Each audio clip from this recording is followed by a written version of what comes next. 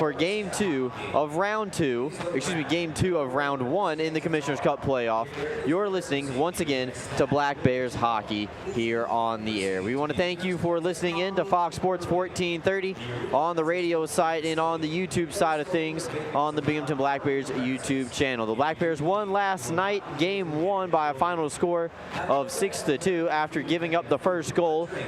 The first minute of the contest, Binghamton was able to score the next 6 goals to come from behind. It was a small behind, but nonetheless, they were able to come from behind and do so. So with that, the Black Bears turn to tonight on the opportunity to clinch the series and knock out the defending FPHL champion, the Watertown Wolves. You're listening to the Triple Cities Family Dental pregame show. Triple Cities Family Dental makes your smile. An appointment by calling them at 607-545-4148 today. As I welcome in one of the partners tonight, Cole Parenti, as Alex Jones is down in the video room trying to work out some audio technical difficulties that you may be experiencing depending on which medium you are listening to tonight's game. We do apologize for this. Even we were talked up very much so by the Watertown broadcast team from Jeff Bartlett. We definitely appreciate the work that he's been putting in this season with the Watertown. Appreciate the kind words. Founders Award of the end of year tallies this season. So we're hopefully going to work through these technical difficulties as the night goes on. I do apologize for doing so, but we are working diligently as hard as we can to get through this. Time for Black Bears Rewind, and we'll take you through last night's contest. And as Cole Parenti, Cole, Binghamton was down 1-0, but they had a good response at the end of the period, and they to the game from that point forward. Yeah, from Taylor Cutting, a tale we've seen when he's in Binghamton. He committed to Chad Lopez, but really an effort from Tyson Kirkby, who has always showed up in the playoffs. We've seen this before. He had the overtime winner here in Visions Arena, and he had 2 goals last night. So I almost think instead of calling him Tyson Kirkby, it's Tyson Clutchby. Well, that's a good nickname. We'll see if that one can stick on anyway for the Black Bears here, as we've gone through a slew of nicknames already this season. We're going to take a time out, come back with more on the Triple Cities Family Dental pregame show.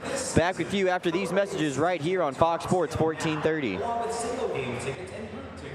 Call the front office for more details or visit BinghamtonBlackBears.com. Fans, the next Tully's Good Times for Coach will be on April 25th at 6 p.m. at Tully's on the Metro Parkway location. Join myself, Brooks Hill, along with interim head coach Fisher, as we recap what's been going on in the playoffs for the Black Bears and get you set for the next round. We can't wait to see you there. Your Binghamton Black Bears are headed back to the Commissioner's Cup playoffs for the 2023 season. Playoff tickets are on sale now, and you can purchase them on the 3rd floor of the Vision Veterans Memorial Arena by calling 607-722-7367 or visiting Ticketmaster.com. Your Binghamton Black Bears are back for year 3. Season tickets are now on sale for the 2023 and 24 hockey season in Binghamton. Stop into the Black Bears office on the 3rd floor of the arena or give the office a call at 607-722-7367.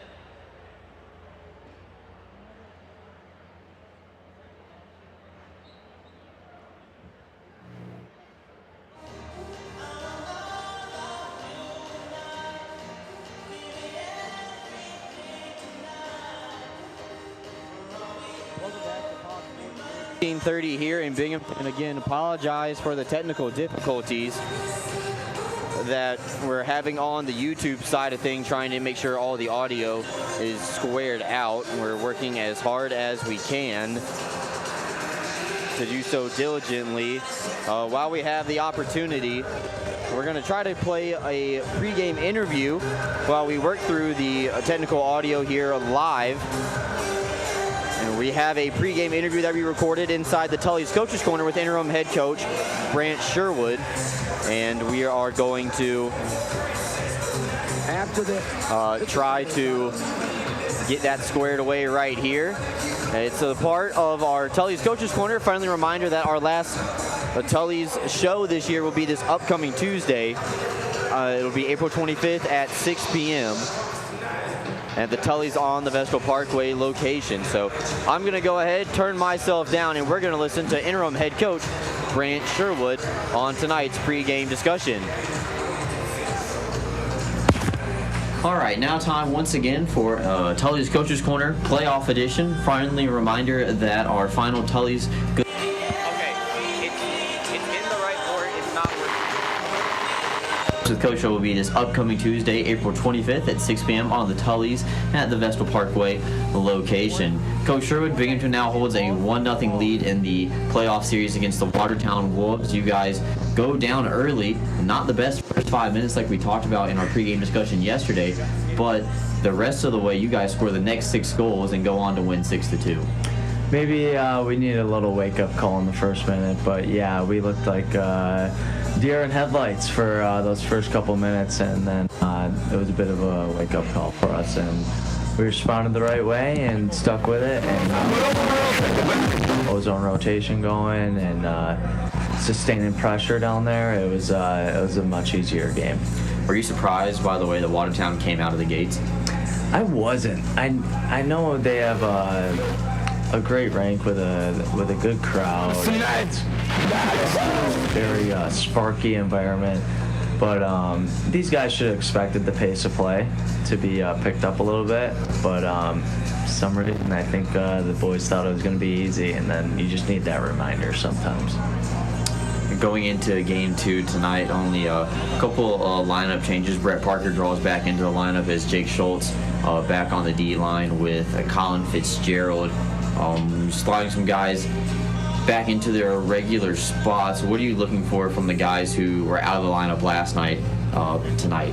To just bring some energy, bring some, they got fresh legs, so they should be, Jake should be good to go with like racing back for puck retrievals or hopping up in the rush. And then Parker, he's always a high-paced guy. He'll get in on the forecheck, he'll help us on the penalty kill, and then, if guys get injured, go in the box, I'm expecting him to step up. A lot of after the whistle altercations last night in Game 1. How do you temper the team's emotions here in Game 2 tonight, knowing that Watertown is playing for their season tonight? This is an elimination game for them, and also for the Black Bears on their side of things. You win tonight, you're looking onward to the next round. Exactly. So we should be looking onward, but we got to keep our emotions in check, and we got to stay disciplined. That means staying on the box, and especially with retaliations.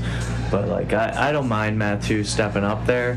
However, continuing the altercation, going into the tunnel and stuff like that, nothing happened down there, but it's still. We got to think big picture and think, hey, I got to be able to play the next game. So I'll be reminding the guys about that before the game. If we do get up a few goals, it's not time to retaliate and let our emotions get the best of us. It's we got to think big picture going forward.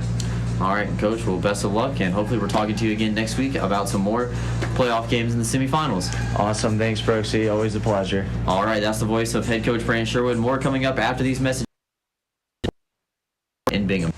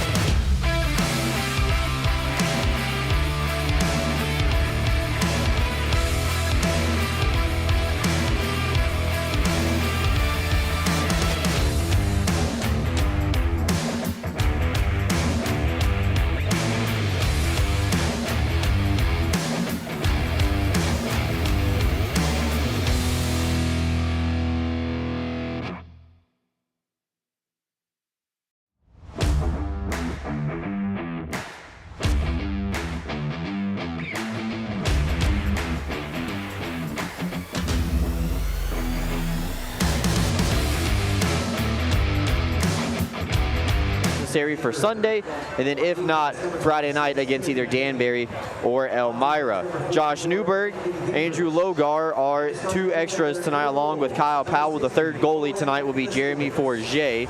Brett Parker draws back into the lineup as the extra forward, and Jake Schultz slots back into the top defensive pairing with Colin Fitzgerald, and Justin Coachman bumps down into Matt Lar's spot, paired up with Don Oliveri. Taylor Joseph is going to get the start in net once again, and Riley McVeigh will be the backup. And last night, all 9 forwards, actually all 10, because Andrew Logar had an assist as well. And Cole, you can talk about this a little bit, but all of the forwards had at least 1 point, and some of them had 2. Isn't that amazing how well your forwards can play together? They gelled, they found each other, they made plays, and that's what it ended up being a good win for them, because they got everyone involved. They weren't just relying on one guy, which we've seen in the past. They were able to maneuver around, pass the puck, get other guys involved, make their teammates better, which is huge for them. And the Black Bears need to keep that up tonight. They need to make sure they are bringing the pressure. They're bringing the puck into the zone. They're not letting Watertown's early physicality rattle them. We saw it a little bit last night. A little bit of the physicality got to them, but Austin Thompson specifically. But they took that, they maneuvered that, and they found a way to put pucks in the back of the net, which ultimately is the name of the game. They don't ask how, they just ask how many. And for Binghamton, it was more than enough to walk out of there with a win. Well, that's Cole Parenti providing some analysis. He was part of our 3-man crew last night. Hopefully we'll get Alex Jones up here in the press box in a couple of minutes. We're running through some of the lineups here tonight, and as we mentioned, Brett Parker draws back in as the 10th forward, and Andrew Logar will hop out for the night.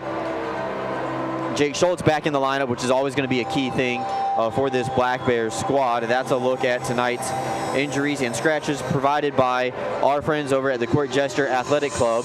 Court Jester Athletic Club, Binghamton's premier fitness facility. As we get ready for puck drop here, a brand new playoff video making its way up onto the video board. I want to thank EJ, Josh, and the entire graphics and video team, doing a good job as always with that. They've really amped up the social media side of things for the Black Bears here the last couple of days, and we want to thank them for getting us ready for the playoffs. Also want to give a big shout out to Josh Williams, who have been coaching us through some audio technical difficulties. We hopefully have those resolved for tonight, and we want to thank you for listening in once again. We're getting ready to go down the stretch here tonight. We're going to take our final time out. You've been listening to the Triple Cities Family Dental pregame show. When we come back, we'll have a look at the out-of-town scoreboard, the national anthem, and the BAE Systems opening faceoff right after this here on Fox Sports 1430.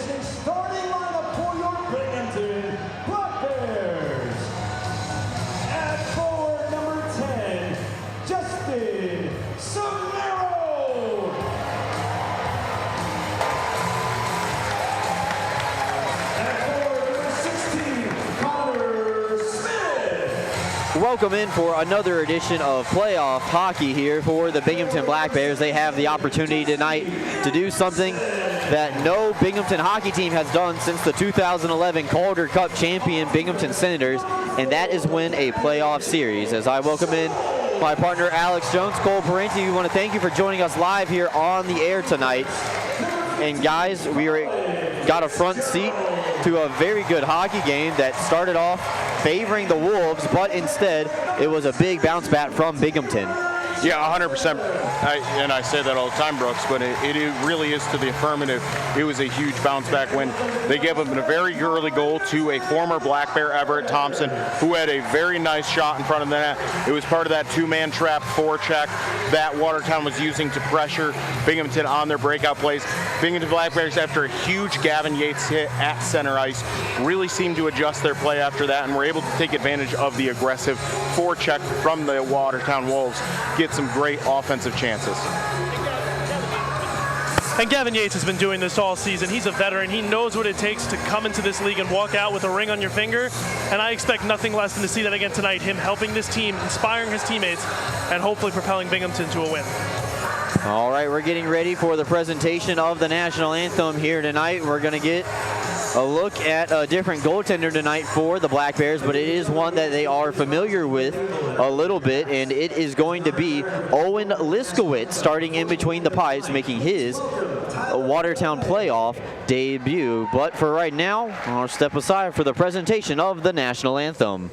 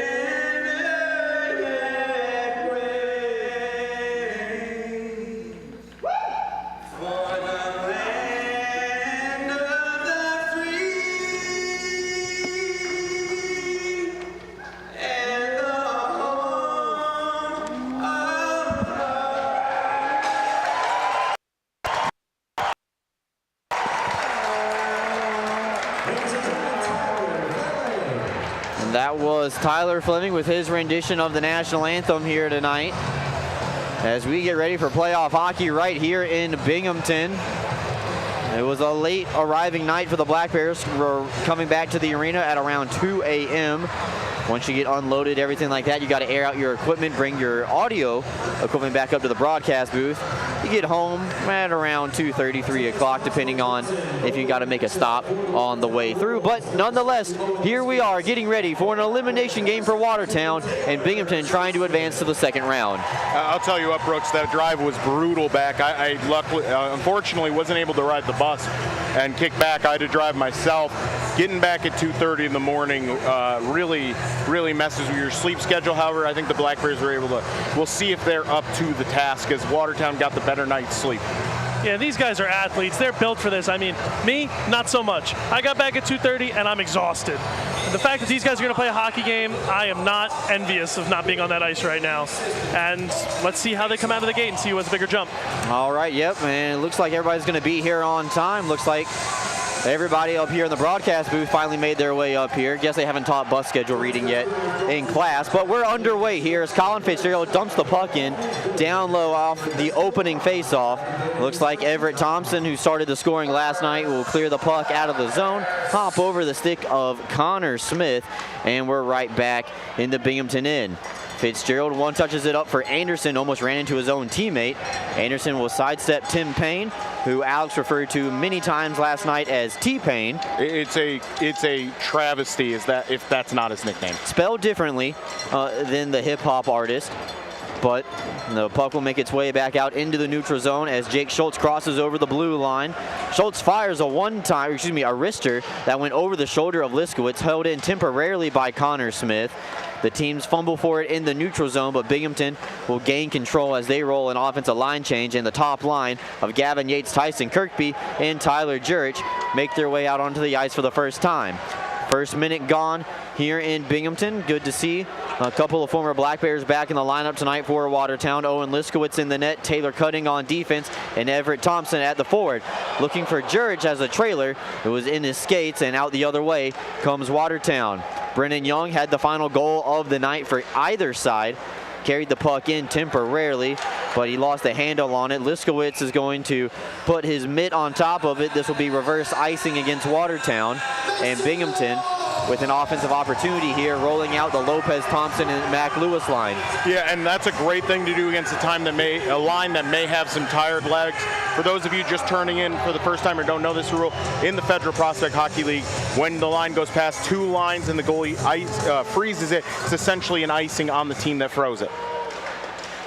18:30 left to go here as Don Carter puts it high into the air just above the hand of Oliveri, paired up tonight with Justin Coachman. And something that we haven't seen this year, guys, is Justin Coachman and Don Oliveri play with each other on the same defensive pairing. Thompson now coming in the right wing side, and there's Liskowitz's first save of the game. They try to slap it ahead to Mac Lewis as Thompson was given a little bit of a rough ride behind the play. Watertown comes the other way, and Corrigan's wrister is turned into the corner. It'll ride the top of the boards all the way up to the blue line.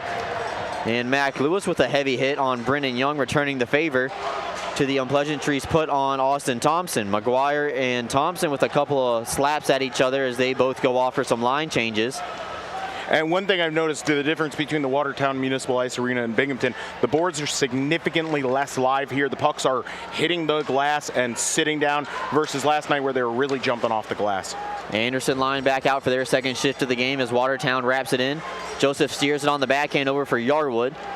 Samero and the flanking spot across the wall on the top of your screen. Misplayed it a little bit, then allow the Black Bears to come back and pull the puck behind their net. And one thing that we saw last night that we didn't see last night is Binghamton did not. Go ahead, Alex. Huge hit on Amadeus by Cam Yarwood. Brooks absolutely plastered him in front of the Black Bears bench. Yeah, Amatitas doing a... Yep, unfortunately took a little bit of a rough ride, and Jesse Anderson takes a whack from behind the play from Taylor Cutting. Fans wanted a call. Doesn't look like they'll get one. No, Jesse Anderson favoring, I believe, that right leg as Watertown touches back up at the line. Trevor Lord throws a wrist shot wide of the target, held in by McGuire. Tyson Kirkby and Taylor Cutting. Oh, what a great job by Kirkby baiting him. Got Cutting to drop the gloves. Kirkby was having none of it. Yeah. A classic play, Brooks, and something we know from Taylor Cutting's time in Binghamton. He is incredibly aggressive physically and will go after guys and will sometimes take a dumb penalty. Tyson Clutchby at work. I think he just drew a nice power play for the Black Bears to get him off starting early. Yeah, we got our first look at the out-of-town scoreboard. And a game that went to overtime. Port Huron Carolina went to extra time at 4-4, and 5 minutes into the extra period, it looks like the Carolina Thunderbirds have swept the Port Huron Prowlers 2-0. Final score: Thunderbirds 5, Prowlers 4. And Carolina will take on the Columbus River Dragons beginning next week. And fans who are watching on YouTube just saw the Heinz Energy replay. A pretty egregious slash by Taylor Cutting. I'm honestly shocked the referees didn't call that one. That was a two-hander to the knee of Jesse Anderson. Yeah, and after all that, Cutting threw the gloves down. And no penalty on him either, which is an interesting... Normally that's a pretty set in stone penalty when you drop the gloves and the other guy doesn't. All right, Tyler Jurich off the face-off will get the puck in from the red line. McGuire steers it all the way around for Tyson Kirkby. Had Schultz pinching in. Didn't quite get a handle on the puck in time to make that pass. Back in the lineup, the captain plays it down low for Yates. Hops over his stick and onto the tape of Cutting. Cutting has it stolen away by Yates from behind. They say that the Black Bears are offside, so Jurich and Yates will retreat. And we do have a whistle here on the offsides. Yates doesn't like the call, but Looks like cooler heads are going to prevail after this one, and this will be a face-off right in front of the penalty box. Yeah, it's a pretty bad call, Brooks. The Black Bears tried to get out of the zone. They were on their way out of the zone. The official is saying that they didn't do it quick enough, but that seems like an incredibly significant judgment to make at this point in the game, to take a forecheck away from the Black Bears, where the Watertown Wolves had the puck in their own end. We also had a really good look at it. I didn't think that puck came out of the zone, Alex. Did you? I didn't either. All right, we play on. Fitzgerald down low just outside the trapezoid. Colin Fitzgerald was on the receiving end of some very heavy hits last night, and Fitzgerald, not the biggest in size or stature. I think that's not a dig at Colin. Everybody knows that, but Fitzgerald wearing some hits like a champion as Joseph blockers away a wrister from the blue line. And where Colin Fitzgerald lacks in height, he makes up with in skill. You try to make a hit on him and miss, he'll make you pay with his puck handling skills. Now Fitzgerald was able to grab 2 assists last night. A beautiful assist on the Jesse Anderson, which would eventually be the game-winning goal. That was the 3rd goal of the night for the Black Bears.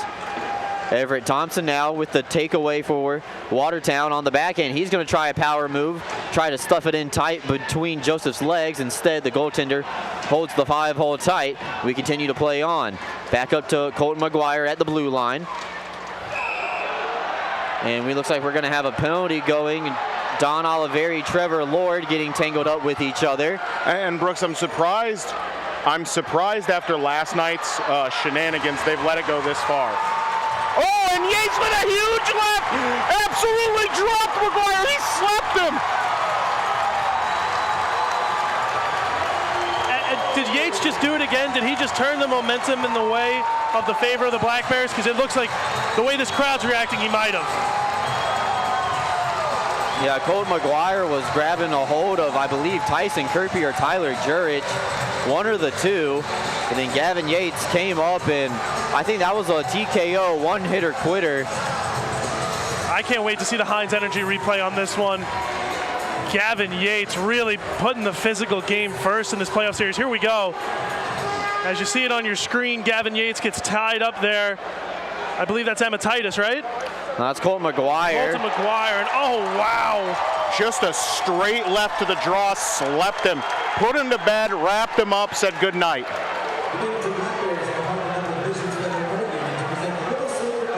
We're going to step aside, take our first media timeout here. Exactly 15 minutes left to go here in the frame. We'll be back with you after this, right here on Fox Sports 1430.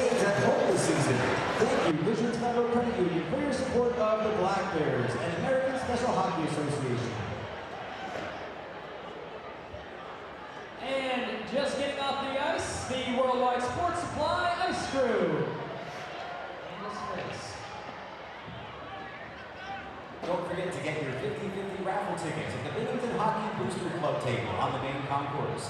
50/50 tickets are sold through the first intermission. The winner will be selected during the second period. Good luck! Hey fans, don't forget to stop on the concourse and grab a beer from Southern Tier Brewing. Southern Tier Brewing is a proud sponsor of Binghamton Black Bears. Fans 21, if your Black Bears score 4 goals in tonight's game, everyone in attendance will receive a free cheeseburger. Welcome back to Fox Sports 1430 in Binghamton. While we are away, Alex, I think you got some clarification from one of the All-Ice officials up here in the broadcast booth, so go ahead and tell us what you got. Yeah, Brooks, it looks like it's going to be a 4-on-4 here with Oliveri and Lord serving. 2 were roughing each, probably a slash on Lord and a rough on Oliveri. And then Gavin Yates and McGuire look like they're going to be serving. Kirkby also now going to the box, so it looks like Don Oliveri and Gavin Yates got a 5-minute major just added to the board, Brooks. Yeah, the first penalty to come in on the official stat sheet is Don Oliveri, 2 for slashing at the 5-minute mark of the frame. So I'm wondering if they're going to give McGuire a roughing and Yates a major for fighting. Yeah, because Yates had those gloves off. He was ready to go. I thought McGuire threw some punches in there too, though. Well, that's the thing, is that McGuire's been doing this all series. He's a guy who will chirp, chirp, chirp, throw a cheap shot from behind, hit a guy on the skates. Actually, after their last shift, as Yates went to the bench, McGuire gave him a 2-hander right to the back of the skate on the Achilles. So it's one of those things where if a guy's going to be a pest like that, you need to do something about it. However, this is a little foreboding just because Yates and now McGuire's out of the box, which is an interesting choice. You know, sometimes, Brooks, I know the officials aren't allowed to look at the video board. It seems at times that they do consult it to help with their official decision. I have to think that McGuire, he looks like he just went down to the trainer, so I'm going to guess he's getting patched up right now before he heads back to the box, because there's no way you let him off the hook here.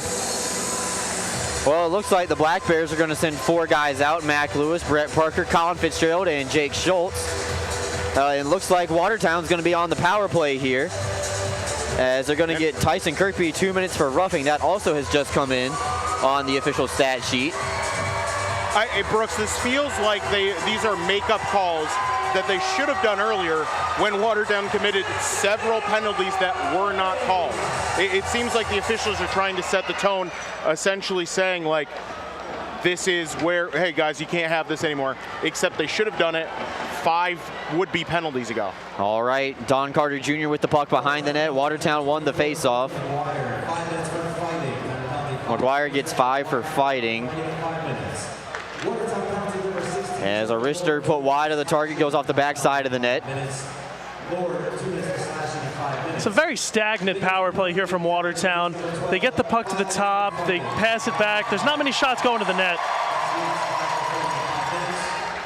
And it looks like Brett Parker trying to clear the zone and held in beautifully by Everett Thompson, looking for a tip out in front from Pierre-Luc Ballard instead. And it goes off the inboards, and Don Carter will pick it up, circle all the way around. Zach Horn, a one-timer, knocked up into the air, loose outside the blue paint.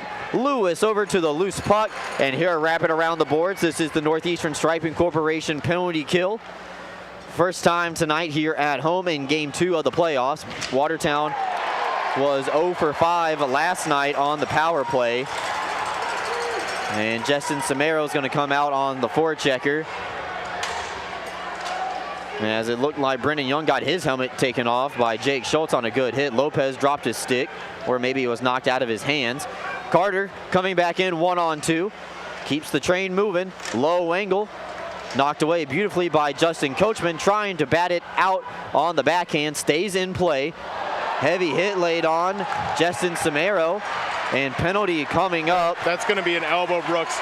Very clearly from T-Pain. He caught him up in the grill.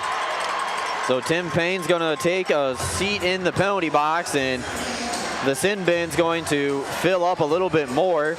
They announced Colt McGuire for fighting. He's been, I think, getting attended to by the trainers, and that's why he was allowed to go back to the bench. Yeah, it looks like Yates opened up a new orifice on him. He's still meandering down there. It looks like he's heading to the tunnel now. And it looks likely the trainer will go out the back of the benches and go down to the opposite locker room for further treatment. All right, so then they put Payne in the box at the 6:41 mark. Watertown's penalty will nullify their power play opportunity, meaning they are 0 for 1 on the man advantage. They go back to 4-on-4. And Matitas run into right at the red line, and Lopez comes the other way, trying to find the trailer out in front. Liskowitz with his best save of the night so far, robbing Tyler Jurich right on the doorstop. Everett Thompson comes the other way, sidesteps Yarwood, and then runs into Chad Lopez on a hip check. 3-on-2 the other way for the Black Bears. Jurich to Yarwood. They play catch. They hit the trailer. Mac Lewis blocked out in front by Taylor Cutting. Yarwood over to the loose puck. Yarwood loads the cannon. Over. We're going to have a 5-on-3, Brooks. Mac Lewis over to Yarwood. Yarwood shot denied by Liskowitz. Hacked in. They scored. Chad Lopez gives the Black Bears the first lead of the night. And it looks like we're going to be going back on the power play anyway, though, Brooks. Stay on the power play. That's going to cancel the delayed penalty. The new one, right? Yeah. So the Black Bears still going to have some time to work on their Hinney Hart-Seltzer power play. Chad Lopez does an amazing job here fighting this puck in Liskowitz's pads, and he makes no mistake. You give a great goal scorer like Chad Lopez many opportunities like that, and they're not going to make any mistakes. And Payne should be headed back to the box. He left the box early. He should be headed back to the box because that was a delayed penalty. The goal cancels the delayed penalty, but it keeps them on the power play for another minute and 20 seconds. The Binghamton Black Bears, So by who I mean them. Lopez Right out in front, tipped it in. And right in the face of Thompson, who gave him a solid two-hander on the way down. So as it stands right now, there was 5 players on the ice for Binghamton when they scored. So that will be the power play goal, an abbreviated power play as well. So they are 1 for 1 tonight. Wait, what is this, Brooks? It doesn't look like they're going to send them to the penalty kill, which they definitely should, because that was a delayed penalty. The official had his hand up down here. There was 1:20 left in the power play. This should be back in penalty kill. This shouldn't negate both penalties. This isn't lacrosse where when you have a penalty, if it's releasable, everybody releases. This should be 1:20 left of Binghamton Black Bears power play. Well, you can tell that they're communicating with the off-ice officials. They're going to check, and that's why you also keep everything by hand. And the off-ice officials can go back and say, hey, we called this penalty at this mark, and 2 minutes there, 4 minutes there, 5 minutes. Okay, he came out at this time. The goal was put in at X amount of time. So they're sending now Everett Thompson to the box, so I guess they're going to call this a 2-minuter? The goal canceled out the original power play and starts a brand new one for the Black Bears. So the official goal reads at 7:26, a power play goal for the Black Bears. Chad Lopez grabs his second of the playoffs. Cam Yarwood picks up an assist, and Mac Lewis will as well. Yarwood's first assist of the playoffs. And E.T. Everett Thompson, former Black Bear, goes to the box for boarding, Brooks. And looks like we're back. Another Henny Hard Seltzer power play. And they are officially 1 for 1 on the night. Frank Perney getting ready for the official announcement.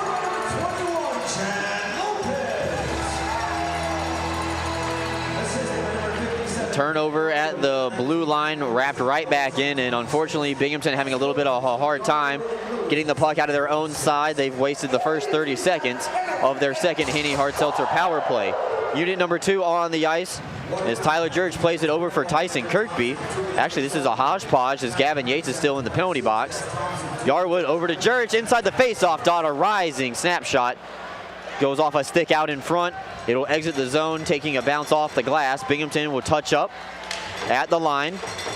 Kirkby plays it to an open man in Jurich, who will wrap it all the way around the boards. Waiting for it is Thompson. Thompson getting to his spot as the puck makes its way around the umbrella. A one-timer denied by Liskowitz off the stick of Jurich. Back out to Kirkby as he finds the rebound. Jurich and Yarwood trade spots. Top of the umbrella for Tyler Jurich off the stick of Hematitis. And the top of the diamond for Watertown. 40 seconds left in the power play for this first unit. And Samaro playing it over for Kirkby, a little bit behind him for the one-timer. In the bumper, Samaro's got some room. Fanned on it a little bit, blocked by Cutting. Yarwood can't hold the puck in or knock it out of midair, I should say. Some new bodies coming out on the ice for the Black Bears as Joseph sets it up on a tee for Yarwood. Final push for Binghamton here on their second power play of the night. It's evident you could see the missing presence of Gavin Yates, who's so strong handling the puck on the power play in that bumper spot. All right, through the neutral zone. One touched over to Connor Smith. Rister wide of the target. Liskowitz facing off with Connor Smith for the first time, as those two were not in Binghamton at the same time. Penalty is up to Everett Thompson, and Binghamton is officially 1 for 2 on the power play tonight. Watertown has killed off the penalty kill, and they are going to look to tie this game up now. Just over 10 minutes left to go in period number 1. And we saw the physicality from Binghamton respond in a positive way last night on their side, and we'll see if Watertown can do the same here tonight. Samaro had it knocked away off of his stick by Don Carter and leads to a turnover. Carter's in alone. Joseph made the save, knocked away the rebound. Turnaround shot denied by Joseph. Cleaned up by Oliveri behind the net. Watertown with 2 great chances following the penalty kill. Now they come the other way. Liskowitz has to come out to nullify the icing as Connor Smith was ready for it. Takeaway, trying to play it over for Thompson, denied at the last second. It looks like Cutting took out his own man there, trying to hit Austin Thompson. Samaro down low, plays it 1-on-2. Smith tries to get it to the forehand. In the bumper, a wrist shot wide. Samaro finds the rebound. Just outside the face-off dot, tipped wide, I believe, by Thompson at the last second. This comes back out into the Binghamton side. We see Brett Parker as the 10th forward tonight, probably playing in Gavin Yates' spot for right now until he's released out of the penalty box. A snapshot from JT Walters is knocked out of play, and that takes us to 9:03, and Gavin Yates has returned from his 5-minute major. And a lot of stick taps as Yates returns after that huge knockout. All right, we're going to take a timeout, come back with more right after this here on Fox Sports 1430 Binghamton. Sure, our ice does look better than it does in Watertown. We don't have face all over it. All right, I'm over here with my good buddy, Frank Slack. Frank, how was that first goal? You got a good sight of it. I think it was pretty darn good. Pretty darn good. Nice shot by our man, Chad Lopez. So let's just keep the good mood rolling tonight, because my friend, you get a free oil change from our friends at Avery Auto Service. Let's hear it for the season ticket holder of the game, my buddy Frank Slack. Come on, Frank, give me a good let's go Black Bears. Let's go Black Bears! Welcome back to Fox Sports 1430 in Binghamton. Frank Slack, the season ticket holder of the game, brought to you by our friends over at Avery Auto, winner of a season ticket. Hard to believe we made it all this way, and Frank Slack was not one of the season ticket holders of the year, or night, so far this year. And that's that random variance, Brooks. You know, sometimes the best things come to those who wait. All right, speaking of waiting, we're waiting for the referees to drop the puck here. 5-on-5 hockey, the way the game was designed. Yates back out on the ice after serving his 5-minute major. Colt McGuire is also allowed to re-enter the contest, but he went over to the Watertown locker room. I have not seen him return quite yet. Let's see if I can spot him on the bench, or one of you guys can, while the action's going on. Left wing side, Gavin Yates playing it over for Kirkby, a little bit too hot to handle. Knocked out behind, Brendan Baker caught a stick over the top from Tyson Kirkby, but Everett Thompson will get the puck deep enough. Joseph out of his net to play it around the boards. Lord settles it down, hits Kirkby in the shin. Watertown still with control of the puck temporarily. Yates will grab a loose rebound, sidestep Trevor Lord and Tim Payne, 2-on-1, over to Urich, and just behind 22 in black. They go the other way. They try to connect on the stretch pass, stays in play. Watertown's off sides, and this will be coming all the way back into the neutral zone after this whistle with 8:07 left to go. And that pass looked like Yates thought Church was going to be Kirkby because they're opposite hands of each other. I think he was expecting that stick to be out behind the net rather than in front of it. Just really unfortunate they couldn't connect on that. And guys, just a heads up, during that last media timeout, Jesse Anderson returned to the Black Bear bench from the locker room after what we suspected was a leg injury getting looked at. All right, Cole, thank you for that. Nematitis and Samaro face off with each other. One back by the aforementioned Anderson. Tipped on by Samaro, out in front. Cleaned up by the Watertown defense, as Watertown was very close to being down 2-0 right there on a beautiful redirect from Justin Samaro. Yarwood at the red line, plays it over for Anderson. Now right wing side for 77. Puts on a tight turn, tries to hit Yard with the trailer, loading it up for Smith. One-timer denied by Liskowitz. Rebound from Samaro, just sent wide. Nematitis and Samaro down low with the puck. Jesse Anderson comes in, puts it back up to Yarwood. Nifty move from Yarwood, creating separation. A wrister blocked by Liskowitz. Cleaned up by the Wolves defense. Back out into the neutral third. Watertown will change 2. Binghamton will change a couple. Now Oliveri comes in, denied, rebound. Liskowitz laying down on the ice, made the save. Liskowitz has had a tough time here controlling rebounds, and it's led to some good Binghamton opportunities, and even led to their first goal from Chad Lopez. And behind, and right at the end of the play, Don Oliveri absolutely plastered Taylor the Butcher Cutting. Looks like the Butcher became the meat. Is it not evident that the Black Bear, Coach Sherwood must have emphasized physicality in this game? Let's get to them early, because that'll wear them down. And that was Watertown's game last night, guys. Watertown was definitely the aggressors in the physicality part of the game in the first half, and then it really flipped at the 10-minute mark when Gavin Yates had that big hit at center ice. And it feels pretty similar, Brooks, as we get back to the action when Coachman has shot on that. Very close to a Justin Coachman goal. Yeah, that landed on top of the cage and was batted down. Lopez trying to find Lewis on the back door. Puck stays in play, and Liskowitz says he wants to slow it down just a little bit. But just circling back to that point, go ahead, Alex. Yeah, and you know, it feels also, Brooks, like the game so far has flipped on its head on another Gavin Yates physicality play. When he slept McGuire with that left-hand cross, you could see the entire arena filled with electricity. The guys on the bench all jumped up, started tapping the bench, and it feels like it's really picked up the intensity since then. Coachman holds the puck in temporarily, and then Lopez knocks it out of midair, follows it up. Could be a late developing 2-on-1. Lopez across for Lewis, off the toe of Liskowitz as the goaltender got in the way of the passing opportunity.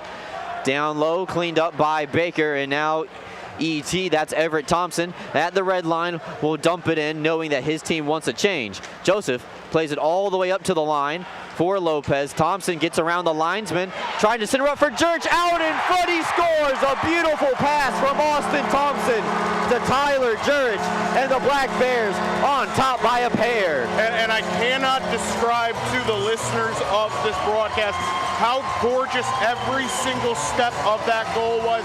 It started with Justin Coachman hitting Chad Lopez right at the blue line.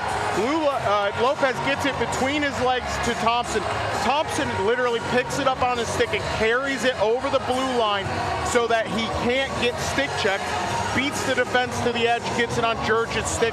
Jurch puts it top shelf. The only downside problem with that goal is that the puck was touched by two Black Bears forwards after Taylor Joseph made that amazing pass, robbing him of an assist in the playoffs, which I would have loved to see.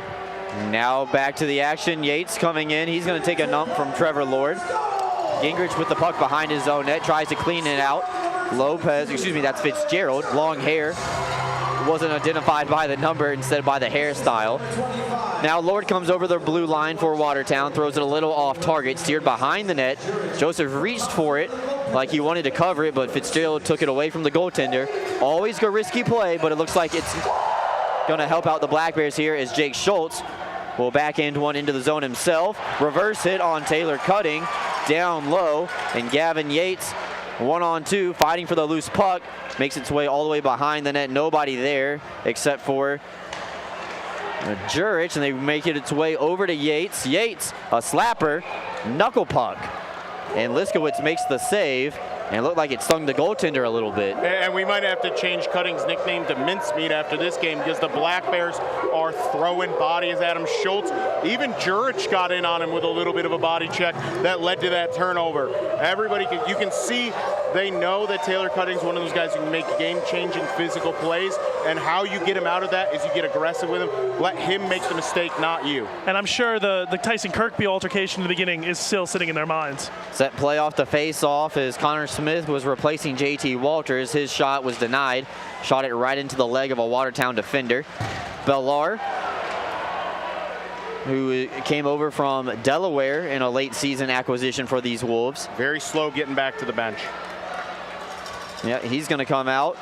Brett Parker does a good job sidestepping a hit, and Jesse Anderson throws on the brakes.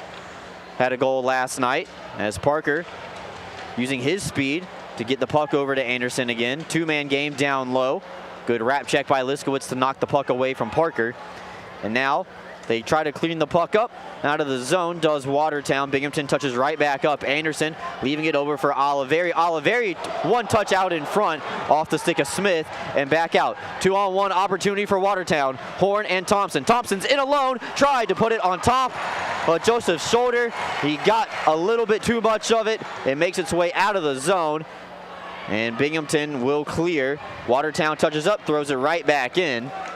And now Don Oliveri playing it over for Smith. Smith get back up to his feet as he was getting a little bit of a nudge. And Justin Coachman directing traffic from behind his own net. And Watertown not doing what Elmira did in the last game of the regular season, guys. They're not chasing after Binghamton behind the net, which was really successful for Elmira. I'm kind of surprised they haven't adopted that here tonight. I think, Brooks, it's because we got a lot of tired legs on the ice right now. Binghamton really ran them around the ice, and they were successful with it on the first period, but I don't of last night's game, but I don't think they have the legs for it. Cutting holds the blue line and puts it in back down low for Chris Corrigan, another member from this Watertown squad that's played some time in Delaware. 10 guys from Watertown played at least one regular season game with somebody else this year in the FPHL. Had a couple call-ups to the SP. Don't believe any to the East Coast this year. And the defending champions are down 2-0 in an elimination game for the Wolves. Now this is dangerous, Brooks. This is sort of what's plagued the Black Bears this year, not able to get it out of the zone with tired legs. But as I say that, they do it. Thompson takes a nudge from Cutting, gets past him. You can tell that Cutting's a little tired. He's been out there for a while. Trying to hold the puck in is Fitzgerald at the blue line, but it escapes his grasp. Binghamton is off sides here as Carter and Thompson have some words for each other on the way. And it looks like Carter's going to the penalty box, and yep, looks like offsetting minors here, Brooks. All right, we're going to take a timeout, come back with more right after this, right here on Fox Sports 1430 in Binghamton. Keeping our players healthy and contributing to our team's success throughout the season. American Electric, the Black Bears and all of our fans recognize and thank you for your services. I'm not. Don't turn it on. Don't turn it on until he's down there. Yeah, so we'll flip it. It's right. It's gonna be. It's right here. Yeah. I'll flip it on once we get there. Power outages are a thing of the past when you have a Generac home standby generator installed by the team at American Electric. Give them a call today or visit them on the web at aegenerators.com.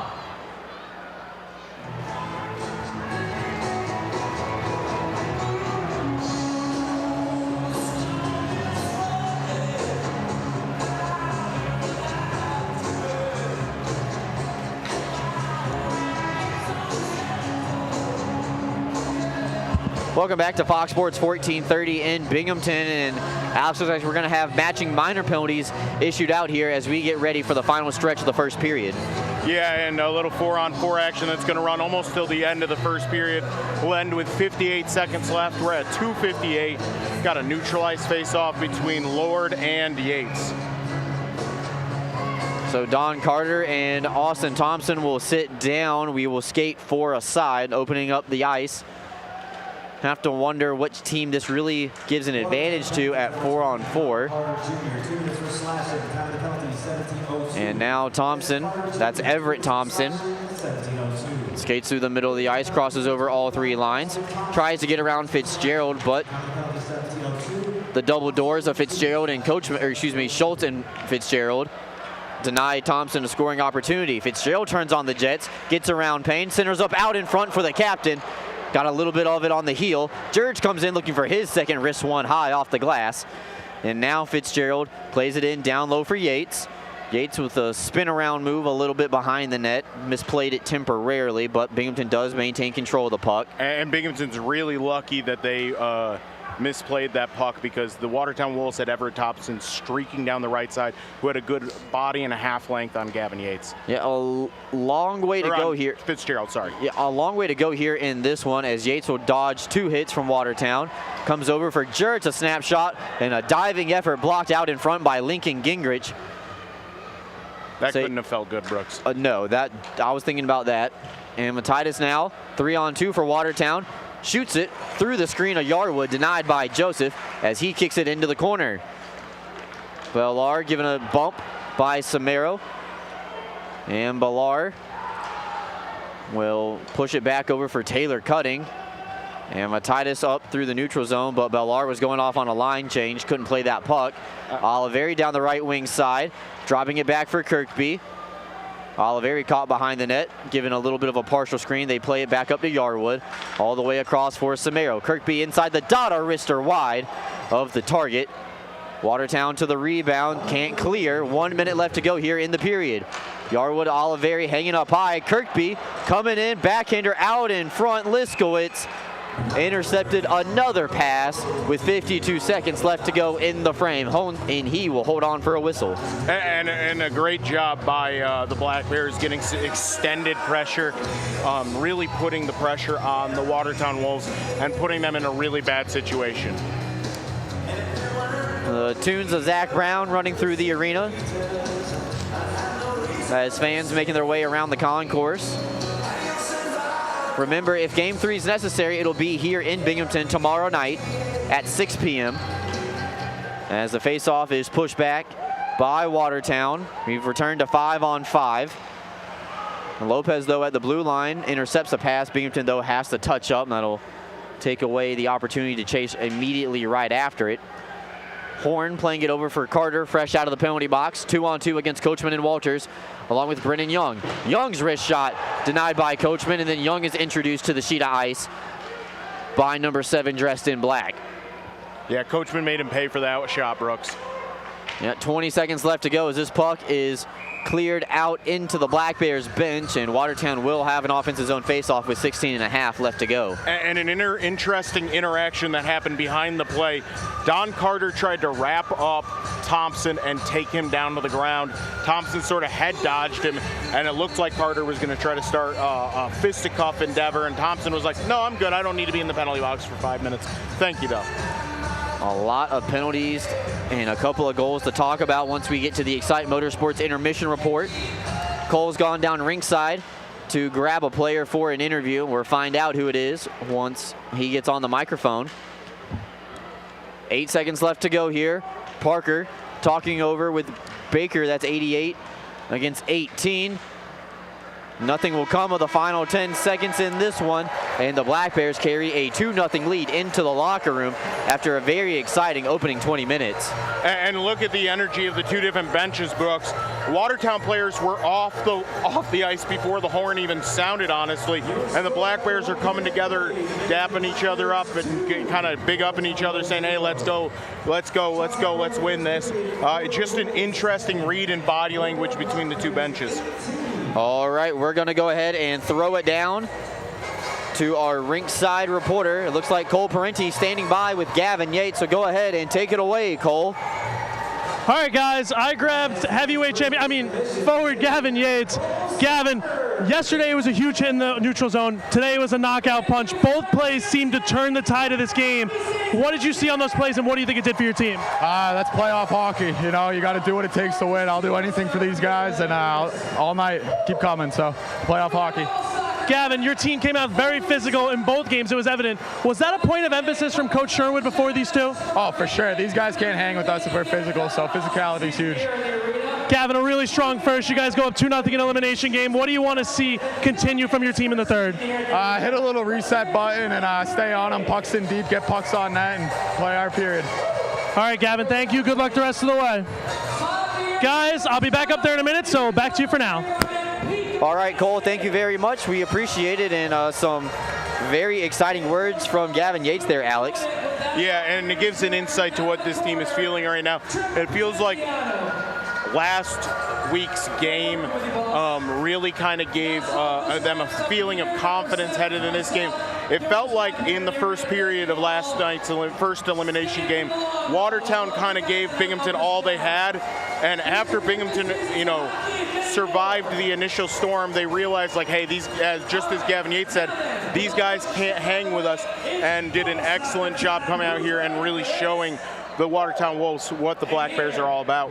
All right, that's the voice of Alex Jones. You hold Cole Parenti talking to Gavin Yates. He'll be back up with us here in a couple of minutes for the Excite Motorsports intermission report, and we will have the Binghamton Hockey Booster Club highlights, and we will have the Columbia Mutual Life stat sheet, board, and a playoff picture coming up after these messages on Fox Sports 1430. You know that one punch that we had earlier in the game? It's this.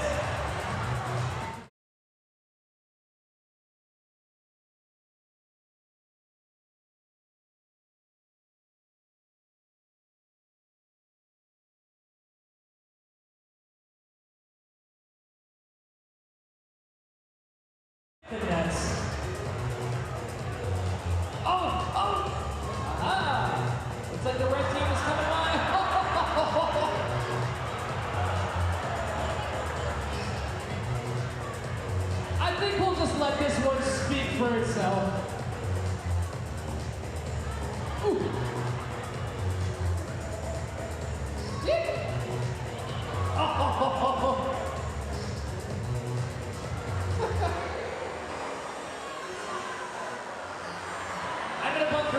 see me.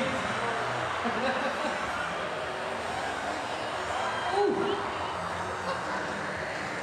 This is the most visceral bubble soccer I think we've had all season. Come on, fans, make some noise for these guys. They're putting on one heck of a show. Woo! Oh, do we have a goal? Do we have a goal? We do!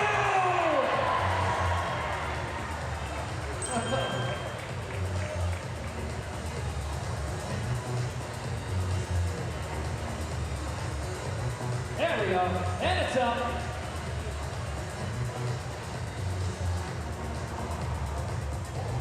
Oh, another shot. Now some defense. There you go. There's one of those good passes off the board there.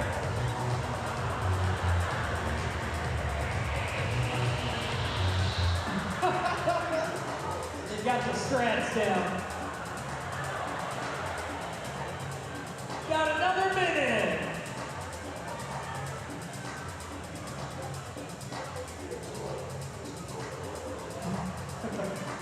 How you doing down there?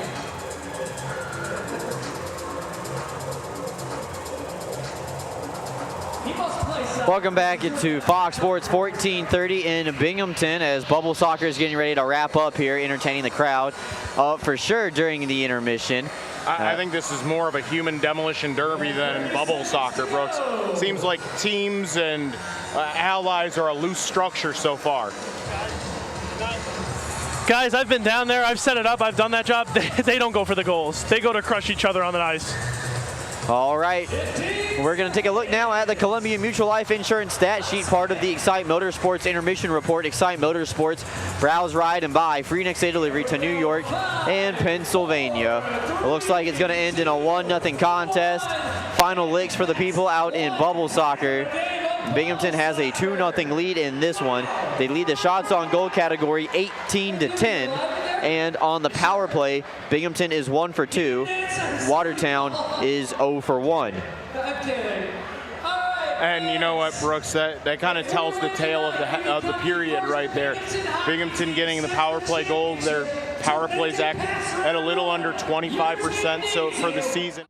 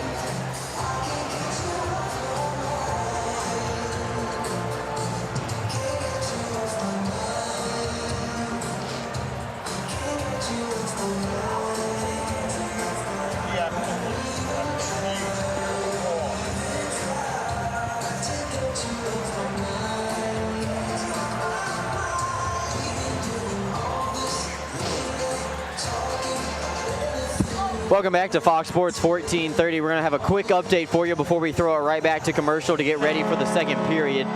Carolina did defeat Port Huron 5-4 in overtime tonight. Carolina wins the series 2-0. They advance to play Columbus next week. In the other side of the Empire bracket, Danbury leads Elmira 4-1 after one.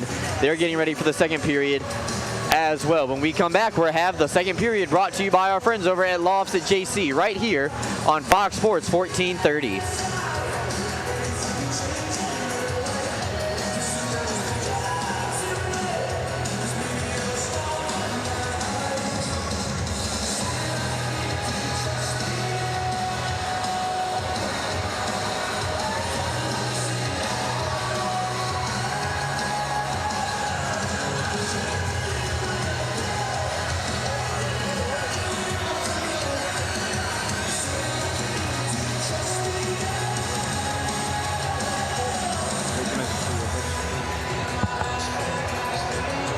It doesn't have anything to do with the tag. Oh, it's Derek.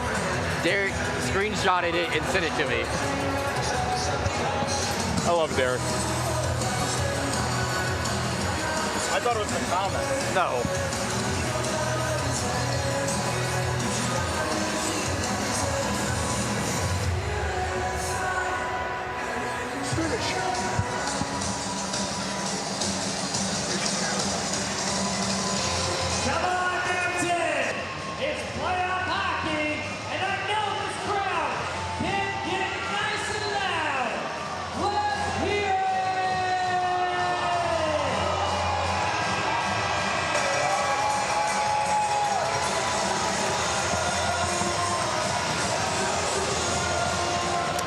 All right, second period is officially underway here as Colin Fitzgerald drops the puck all the way back into the zone on the backhand. They're looking for a quick one with some fresh ice.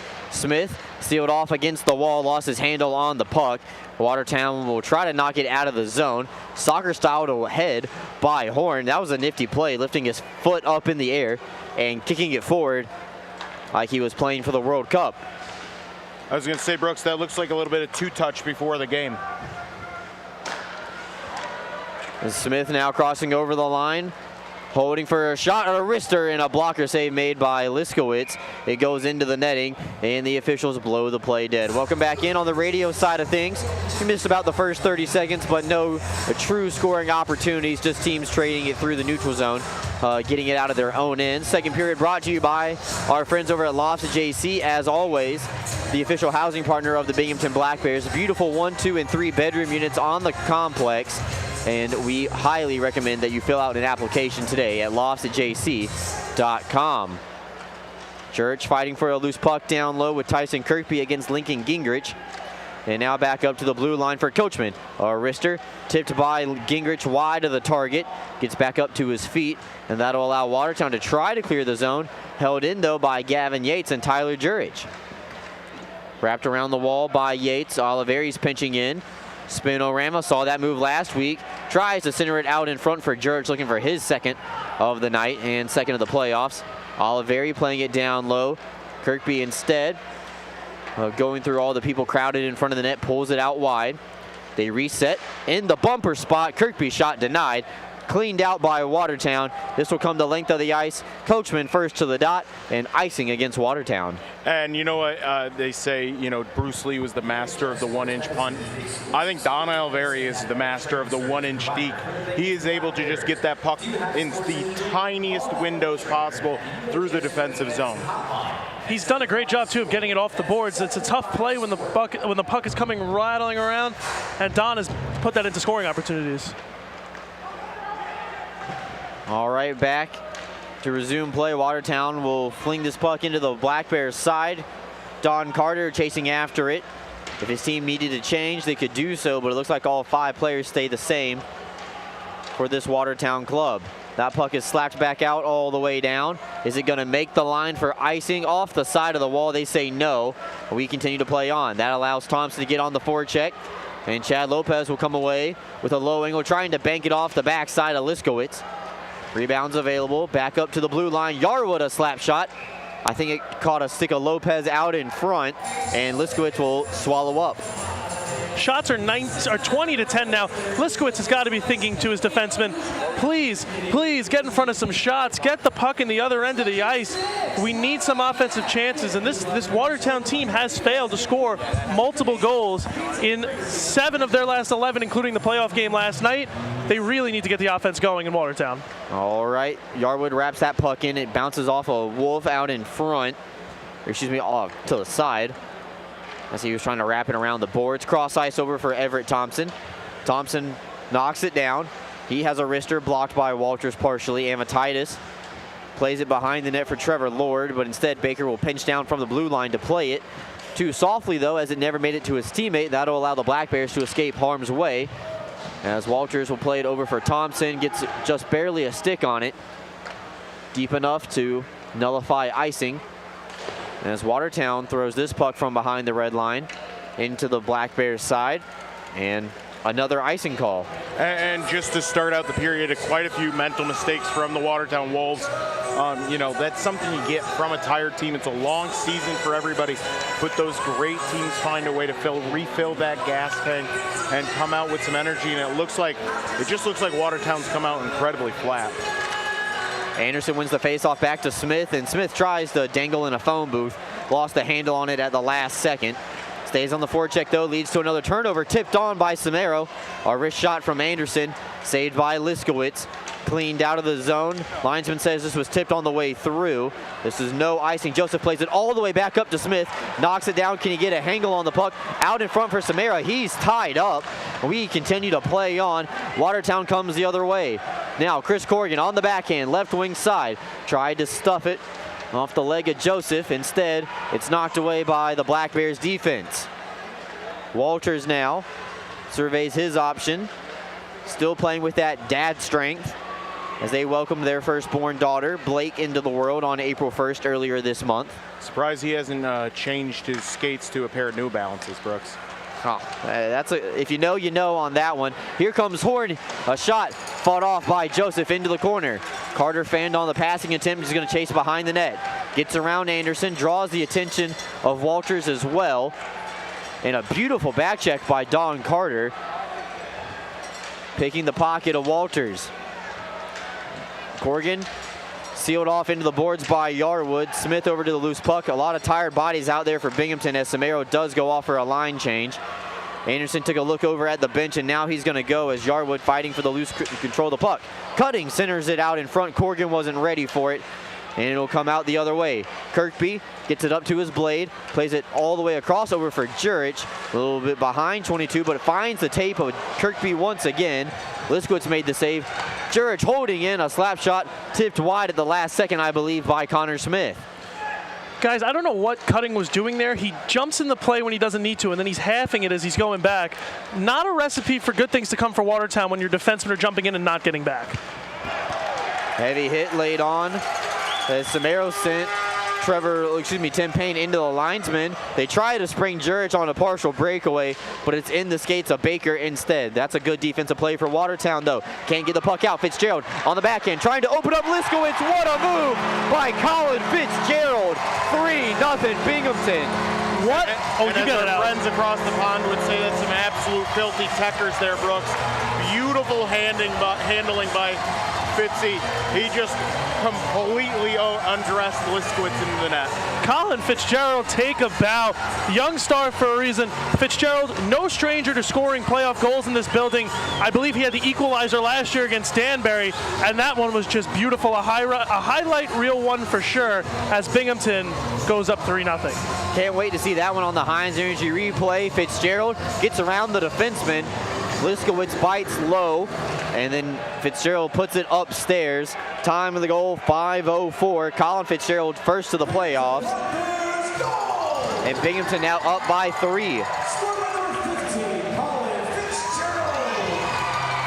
Binghamton looking for some more here as the puck is right at the red line. Fitzgerald in the skates of Trevor Lord. They do enter the zone on sides, trying to get it up to Kirkby. And Jurich and Kirkby, two-man game down low, try to go around Cutting. And outside the face-off dot, back up to the captain for Jake Schultz, goes D to D with Fitzgerald. And now Fitzgerald showing off his stick handling capability as Schultz's slap shot is blocked by Thompson. Watertown will come the other way, but no quarter given at the line by Schultz. Binghamton tries to counter. Looks like too many men, Brooks. Yep, too many men coming up here as Binghamton touches up with the puck, and it looks like Watertown's headed to the power play when we come back. 3-0 Black Bears lead, 14:06 left to go here on Fox Sports, 14:30 Binghamton.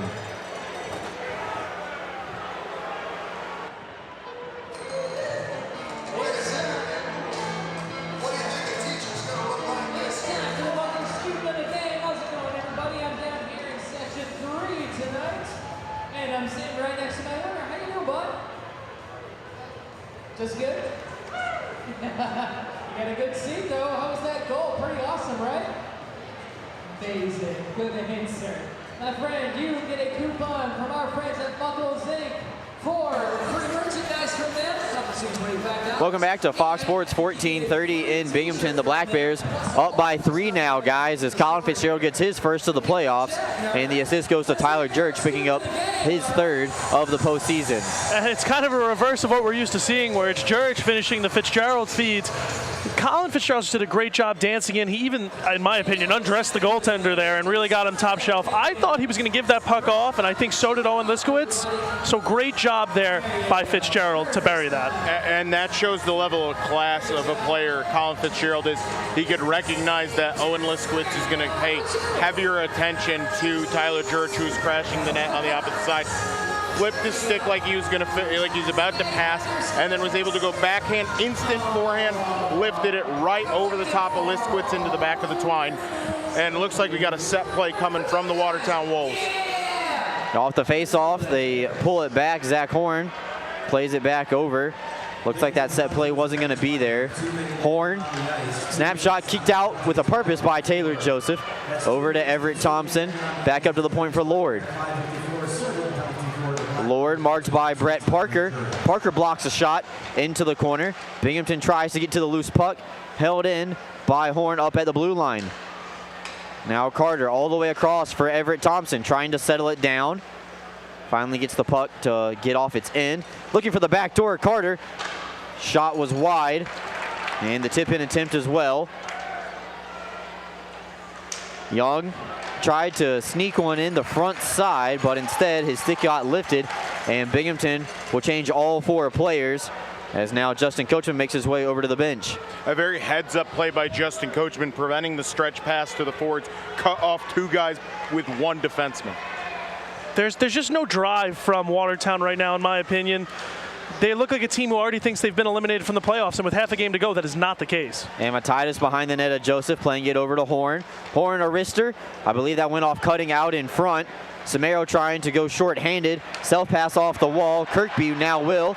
Late developing, 2-on-1. Kirkby throws on the brakes. Fitzgerald was already out in front. They lost the angle.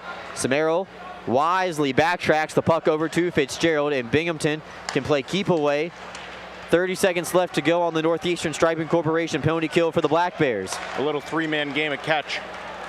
Smart penalty kill. They didn't risk it up by 3, played it back and killed more time. Really smart from these 4. Now Trevor Lord cutting through the middle of the ice is going to skate across all 3 lines. Final push for Watertown on the power play is nullified by Tyson Kirkby as he gets over to a loose puck and will backhand it in onto his former goaltender. Liskowitz sets it up. Tyler Jurch returns. Watertown's power play is officially 0 for 2 on the night. Oliveri playing it over for Samaro. No, excuse me, that's Smith. Somero, Connor Somero, excuse me, Jessen Somero, as I get my tongue untwined there. Don Carter playing it up through the neutral zone. Tim Payne reversing it over as Young is dropped from behind, lost his edge on the way through. That pass not in the best spot to receive. Smith over for Parker, and we got a penalty coming up, and we got holding is the indication from the referee in the offensive side. And that play was blown dead when Binghamton had control of the puck in the offensive zone. Going to see which door opens up. Binghamton guilty of holding and Watertown headed right back to the power play. I think it's going to be Jesse Anderson who heads to the box. It looks like the official's indicating that he was holding his defender, not allowing him to get into the play.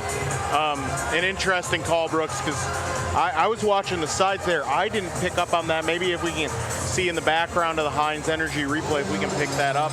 But I didn't really see it. But a lot of times those guys hide it so well, only the officials know what to look for. 8:29 time of the penalty. And the referee in the offensive side calls Jesse Anderson for holding. So Northeastern Striping Corporation right back out there. Watertown throwing a lifeline here in period number 2, and they need to capitalize, but look out. Brett Parker's going to come in shorthanded outside the dots, throws it right on, and puts enough pressure on Liskowitz where he has to decide to keep the puck frozen. And just sorry to cut you off, Cole. Just a great choice by Parker there.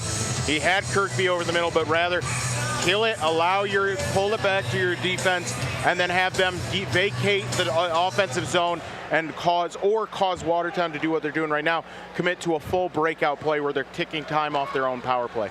All right.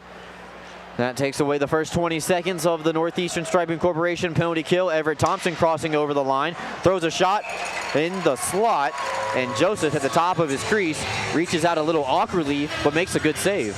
You're not going to beat Taylor Joseph with a shot like that. He's too good of a goaltender. Everett Thompson just came right into the slot, straight on, and just caught Taylor Joseph. I think he caught that in the blocker, or the upper arm, you said, Brooks? Yeah, it looks like he was fighting that one out, and he trapped it on his blocker with his glove. You don't see that every day. That looked like when you see a Spire in the house, you take the cup and you walk it out with a paper towel. Binghamton blocks a shot off the face-off, and they will clear the zone, taking more time off of this penalty kill, and it's a turnover as Chad Lopez picks up the loose change. He wraps it in down low. Didn't like the spot that Fitzgerald was, as he was marked by Don Carter to pass it backwards. So they take off a couple of seconds as they work it behind the Watertown net, but the Wolves are right back into the zone. And Matidis hits a funny stanchion off of the pane of glass, and now Fitzgerald trying to backhand one out of the zone. It's going to be chopped at, and it gets out of play. I don't think anyone knew really where that puck was. Justin Coachman did a full 360 trying to find it, and so did Amatitis. A very weird bounce from the Visions boards here. Something you don't often see. Yeah, and what we're noticing is these are a synthetic type of glass rather than the Watertown boards, which were glass, which was actual physical glass, a little bit thicker. Those glass panes are a lot more live than the synthetic ones, which Binghamton uses because you're able to pick them up and set them down significantly quicker than you would a traditional glass pane. Because, as you mentioned, concerts, box lacrosse for a little while, so many other events coming into this great arena. Jeff Dunham. Looks like it's going to the neutral zone, as they say. I think they're saying that it was tipped by a Watertown Wolf on the way out of play. Yeah, I think Jeff Dunham messed with our wires a little bit when they were getting ready everything, because everything sounded dandy in Watertown last night and the game before Jeff Dunham, so I can only assume that maybe somebody stepped on a wire. I'm going to assume it's Walter probably messing with us. Oh, Walter? Yeah, it could have been. I've been doing a great Jeff Dunham all night. I don't think anyone on the broadcast besides my interview saw my lips move as I've been talking. Okay, Cole. All right, back to the action here as Corrigan throws a wrist shot wide as the Black Bears are still on the Northeastern Striping Corporation penalty kill. Oliveri intercepts a pass, and he's able to fling it down the length of the ice. Amatitis and Oliveri with a couple of words for each other. Yeah, it seemed like, Brooks, that Oliveri was saying to Amatitis, hey, you know, giving him the Pat Bev treatment, you're too small to hit me. All right. Now Baker playing it over for Amatitis, and Watertown going backwards, not forward. Something that you don't need to be doing while you have your second power play of the period. 20 seconds left to go. Corrigan crossing over, gets around Parker in the slot. A wrister off the backside of the net. Can't be cleared. Amatitis trying to settle it down, loading the cannon for Baker. Tipped wide by Cutting. Out in front for Corrigan. Cutting tries to stuff chance, denied by Joseph. And Anderson up and ready. Penalty time is over. Jesse Anderson returns. Corrigan skating around, trying to create some separation. Trying to find Cutting, but it's going to be denied. Still down low. All the way out in front. Almost an own goal off the stick of JT Walters. Watertown building a little bit of momentum here with some offensive zone time, but it's going to be cleaned up by Oliveri, ending the opportunity. Watertown 0 for 3 on the night on the power play. Anderson drops it back up for Thompson. Thompson plays it over for Smith. Into the bumper spot. Oliveri tries to go between his legs. That pass behind him. Only play was to try to go between his own wickets. Yarwood bumped off the puck. Look out. Could be a partial break for Watertown. Good recovery by Anderson to nullify that scoring chance. And now Binghamton's going to go with numbers the other way. 3-on-2. Smith trying to find Yarwood on the back post, but instead, Owen Liskowitz gets on top of it just outside of his crease to melt it down. And probably Smith going a little bit fancier than he needed to. He should have stopped right there, given the puck to Samaro, and even I'm saying it wrong, Brooks. Samaro, giving the puck to Samaro and then dropped it back, asking for the puck on a 1-2. Get the defender to separate, get yourself a really good shot in front of the net. That would have been a much better opportunity than trying to no-look it to Cam Yarwood. All right, we're going to get a timeout. Come back with more right after this, right here on Fox Sports 1430.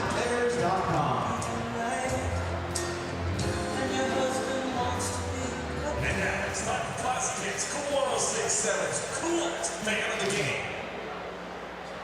Look up on the video boards. If it's you, you're the winner. And you get a great prize back from all the Teasty at the Teasty Law Offices. And keep cool by listening to Cool 106.7.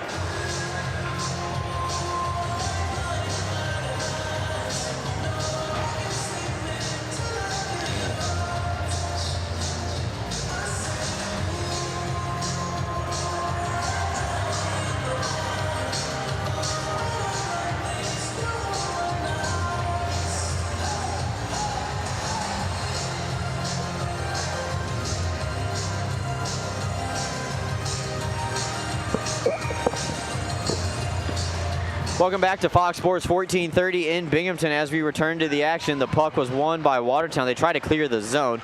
First try is unsuccessful. Second try, same result. Third try, here it comes. It leads to a turnover, and Jesse Anderson with control of the puck. So 3 clearing attempts for Watertown, unsuccessful as Samaro, I'm going to get it right, Samaro. Back up for Walters. Walters looking for a tip, denied. Yarwood pinching in. It pinballs around. Lord slaps it out of the zone. Knocked down by Horn. Slowing it down just a little bit. Binghamton touches up. They're onside. Anderson lost his edge. Gets back up to his feet. Good strength by Jesse Anderson from Masaga Beach, Ontario. Keeping the play alive. Smith open to Samaro. Samaro up for the captain. Knocked in down low by Smith. Wraps around. Samaro back across for Schultz. A little bit behind Jake, but they work it down low. Binghamton with some good offensive zone time here. Since we returned from commercial, the puck's been in this end the whole time. Fitzgerald coming in looking for his second, denied by Liskowitz. Bodies flying on top of each other.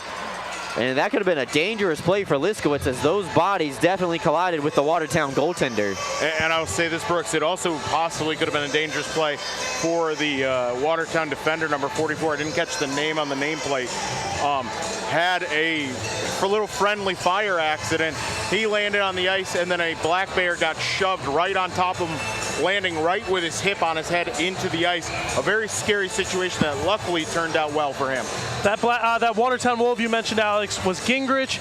But how great has Colin Fitzgerald looked just on his horse all game? Yeah, Colin is one of the guys that Coach Sherwood speaks about at length anytime you mention 15 in black. Corrigan comes the other way. Carter trying to knock the puck out of midair. It was batted away by Yates instead. And here comes Fitzgerald playing it over for Jurich. 7 minutes left to go here in the second period. 3-0 the Black Bears lead. Kirkby sidesteps Payne, who lost control of the puck. Takes a little bit of a rough ride from Don Carter, but it works its way down low for Yates. Yates 1-on-2. Two-man game down low with Kirkby. Back up to the point for Schultz, a one-timer. A little deceptive, as everybody thought he was going to go across the ice for Fitzgerald, but instead puts on a slap shot that Liskowitz has to catch out of the air. In a 5th grade game of mum ball, we would have called that snake eyes. Schultz shot his eyes over to Fitzy, but convinced everyone Owen Liskowitz, who cheated a little over to that side, that he was going to pass it, and then ripped a nice little slap shot that Liskowitz was able to glove down. And Gingrich now with control of the puck. Bounces it off the skate of Yates. Fitzgerald and Cutting in a skate race as Cutting makes his way down to the ice, lost his edge. Everett Thompson was on the opposite side of the ice begging for a one-timer. He would have been wide open for it. And it's Cutting. It looks like, Brooks, they moved Cutting up to forward. Yeah, I was about to ask, guys, what is Cutting doing all the way up on the play unless he has to? He must be a forward right now. Yeah, Lord soccer styles it, but loses his control on the stick. Clearing attempt failed. Brendan Young comes in, denied by Joseph. Jake Schultz lost a skate blade over there, Brooks. Cannot get off the ice. Yep, he's mustering up some strength to stand in front of the net. And that's going to be Schultz's home for a little bit as that shot's deflected wide. Now Joseph knows his defenseman and captain needs a new blade. And he's going to try to make his way over to the ice as he's helped away by Tyson Kirkby. And that's a scary situation. Originally, it looked like Schultz had injured his knee there, which would have been very bad for the Black Bears. But luckily, with the help, a little help from his friends, he gets back to the bench and going to get that blade back on by the equipment staff. Never seen it in person, but not a fun play. Luckily, these blades in today's day and age take one little hit, they go right back in. But on the negative side, they take one hit and pop out.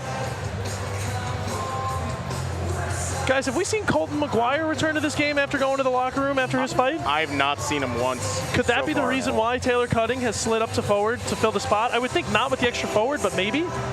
And it looks like there's a little bit of a set play going on here with Horn and Carter switching positions back and forth. And actually, the Watertown Wolves just tried the Kirkby on that faceoff, but were summarily declined. Yeah, unfortunately, they were not able to win that one forward. Baker's wrist shot blocked by the skate of Lewis. His stick is held partially, but we play on. Amatitis down low below the goal line. Gets around Oliveri for a second, creating a little bit of separation. They play it back up to the blue line, and they throw a shot on target. It's going to be tipped into the glove of Taylor Joseph, and here hang on for a whistle at 5:32. And we got a little bit of a dance party breaking out here in the announcement booth. And you know what, Brooks? It just kind of feels like that sort of game. Everybody in the Black Bears is playing loose. They're playing strong. They're playing fast. It's been an impressive performance from everyone across the board. Yeah, it's a party in Visions Arena right now, up by 3. Oliveri off the face-off wing gets it over to Lewis. They try to stretch it out for Austin Thompson. And now Austin Thompson, with one hand on his stick, tries to tie it up long enough for Mac Lewis to come in and lend support. Unfortunately for the Black Bears, the Wolves are the first team to a loose puck this time around. As Oliveri surveys his options, thought about going D to D, but instead finds Lopez. And now Oliveri joins the rush coming down the right wing side. Oliveri circles the wagon, creates some space, lifts that puck high in the air very quickly. Instead, it goes off the glass instead. He's still pinched in. Lopez holding Oliveri's spot. Now Smith creating some separation. Wrist shot off the leg of Corrigan out in front. Back down low into the corner. Look out. Stretch pass. It's on sides. Can Lord catch up? No. Joseph coming out of his net to poke it away. Into the slot. A wrister, and Watertown's on the board. Brennan Young with his second and as many nights for Watertown. And the Wolves get thrown a lifeline here in period number 2 with 4:36 left to go. And Brendan Young with a lot to say to the hometown crowd here at Visions Veterans Memorial Arena. Saying a lot for a guy who's down 2 goals. But, Brooks, that was one of those classic plays from the Black Bears. Allow a long shift, a really long shift, tired legs, and you get a guy that's a good rotation. Taylor Joseph finds his line, and you know what? That's a prime real estate chance that you cannot give up at this point in the game. All right, Don Carter trying to keep the momentum in favor of the Wolves. Puck right on the blue line, held in by Cutting. Good play by 62 dressed in white. He's going to come in on the back end, try to center up for Carter. Denied by the Black Bears defense.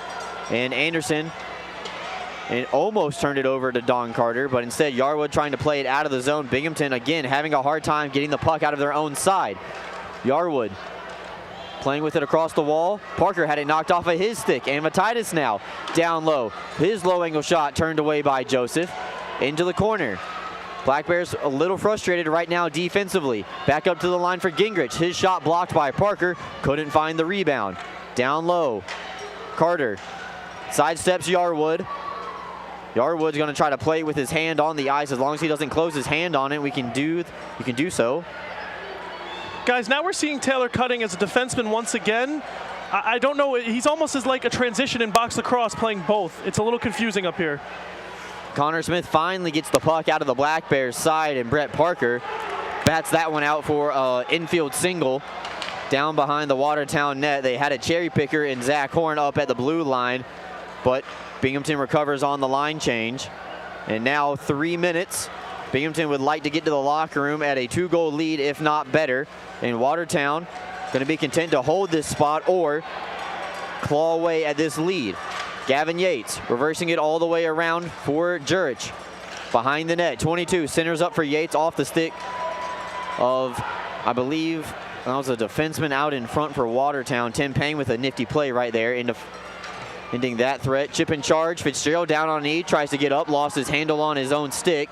Cutting, tries to backhand one out of the zone. It barely gets out. Takes a funny bounce off the Zamboni corner door out in front of Liskowitz's net. That could have been dangerous, but nobody from Binghamton to right home. Had to get out of the zone for a delayed offsides. Yates now dropping it back for Jurge. Coming in inside the dots, fought off by Liskowitz. Into the corner. Kirkby's lost his glove. He picks it back up. Watertown deposits this puck back into the Binghamton side, but Joseph wants to play it up himself. Over for Yates. Yates and Kirkby try to play catch off the kick plate with each other, but instead Watertown comes up with the loose puck with 2 minutes left to go in the period. And I don't know if that was the wisest decision by Taylor Joseph right there. Might want to just get it to a player to dump the puck in rather and allow your forwards to change. It's been a long line for this line of Kirkby, Yates, and Jurich. Loose puck in between the hash marks, cleaned up by Binghamton. Watertown touches right back up. They're on sides.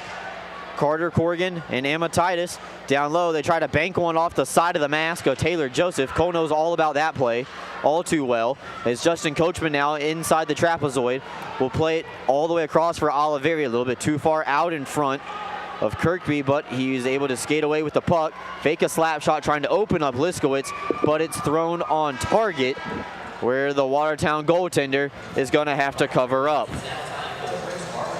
And as we head to immediate timeout, Brooks, it looks like the Black Bears have started to fade a little bit this period. It's been a long, really long, tough period for the Black Bears. And although they let up the goal and scored one of their own, I'd like to see them finish this period off strong. Both teams seemed a little tired, but with Watertown scoring that goal, there's some energy back in it. All right, we're taking a timeout. Come back right after this on Fox Sports 1430. Warm things up a little bit with Intermission champion Philip. Yeah. But you guys, yeah. No, you're right. Okay, I guess that works. Come on. All right. So I was telling them there. Slap, you made it a good one. You told us like that. There you go. And you. Welcome back to Fox Sports 1430 in Binghamton. Only a minute and 16 seconds left to go. We went a long time right there, Alex, without a whistle, as Watertown was building a little bit of momentum after that last goal. Yeah, and Brooks, it seemed like a really long 2 shifts for the Black Bears. First the line of Somero, Anderson, and Smith, and then the line of Tyson Kirkby, Gavin Yates, and Tyler Jurich. All right, puck is in down low. Payne over to a loose opportunity as Yarwood could not hold the line. Thompson chips it right back in, and where Payne will get over to a loose puck. Thompson gives him a little bit of a bump. They try to center out in front for Lewis. Can't put a shot on goal. Final 60 seconds of period number 2. Lord backhands one out of the zone right into the chest of JT Walters. And Walters will play it over for Lewis down low. Now just outside the trapezoid. Backhanded around the boards by Watertown, trying to get the puck out of the zone. Looks like they will here as Trevor Lord has it on his stick. Could be the final push for Watertown. They throw on the brakes all the way across. Payne shot wide of the target. Held in by Lord. Chipped ahead by Baker. Onto the tape of Walters, waiting for it for Binghamton. 25 seconds left to go here in the period. Watertown has gotten on the board this frame. And Mac Lewis takes a little bit of a slash on the way over to the bench. Nothing called. Over for Lopez, he scores again in the dying seconds of the period. They grab it right back. Black Bears up by 3 once again. And we saw this getting set up throughout the period.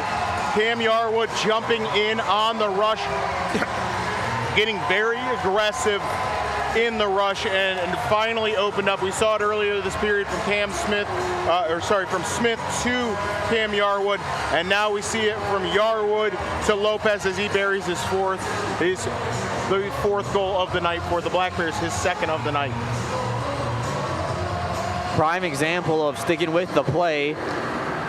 Lopez over to Yarwood, got it right back and all the way across.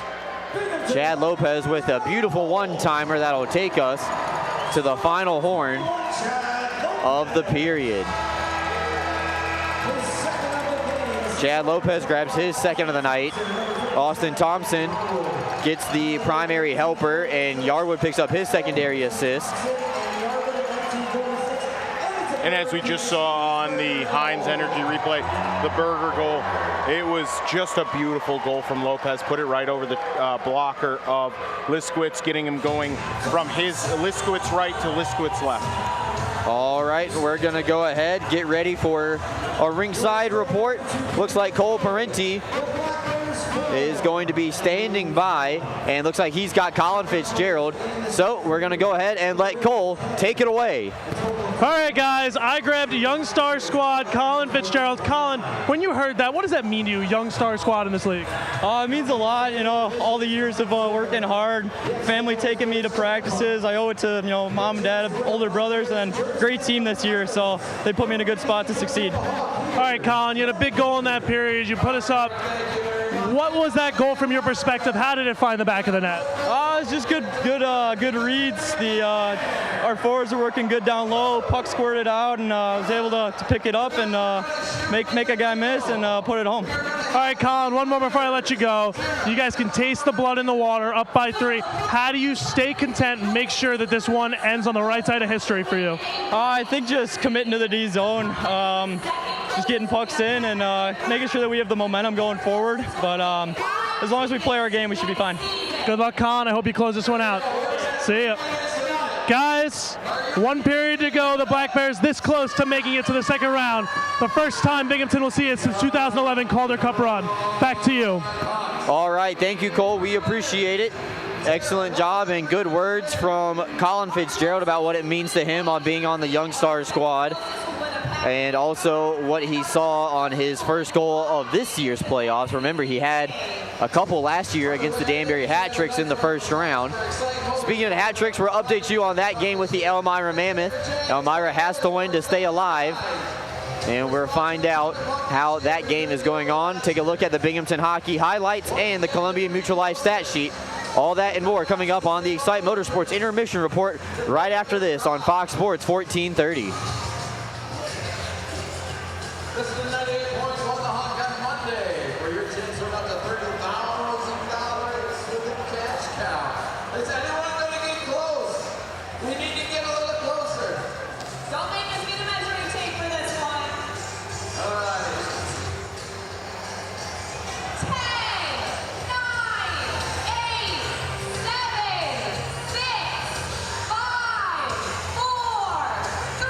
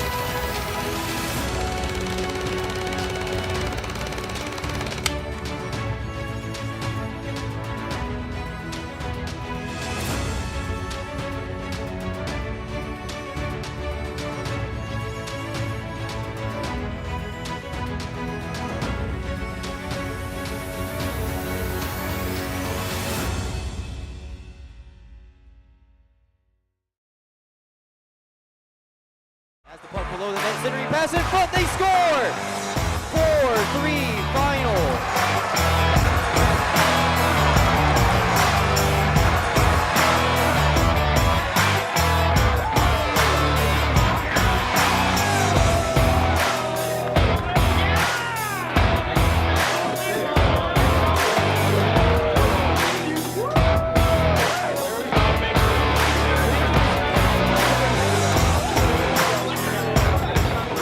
Big one, boys. Who's got the suds?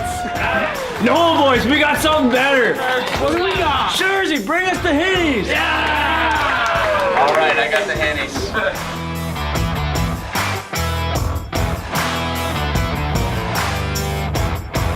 Got the Hennies, fellas. Start passing these out, eh? Ah, look at this bad boy. Cheers, baby. Win like that calls for a real celebration. Henny's Craft Made Hard Seltzer. If you're gonna win, win with a Henny.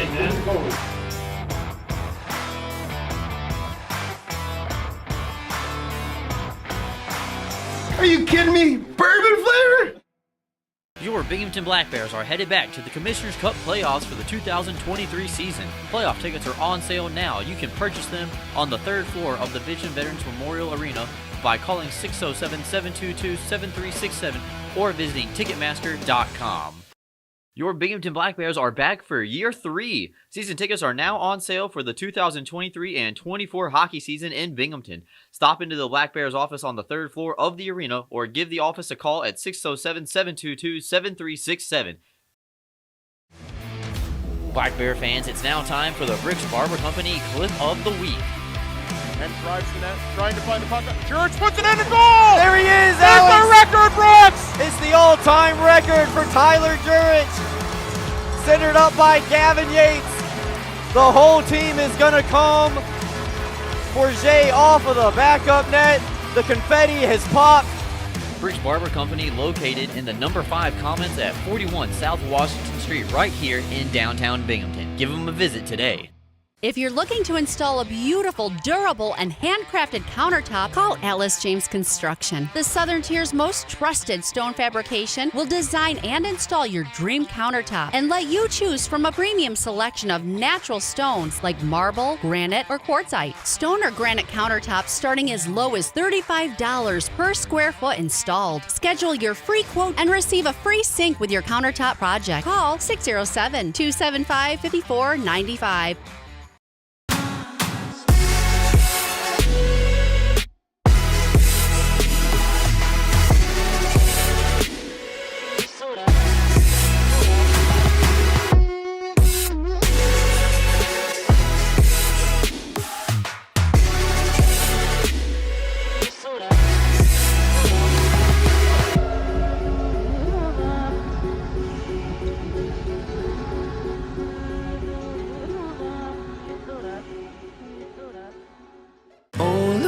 You make me think of good things. Good things. Like calming tempers down. Good things. And passing them around.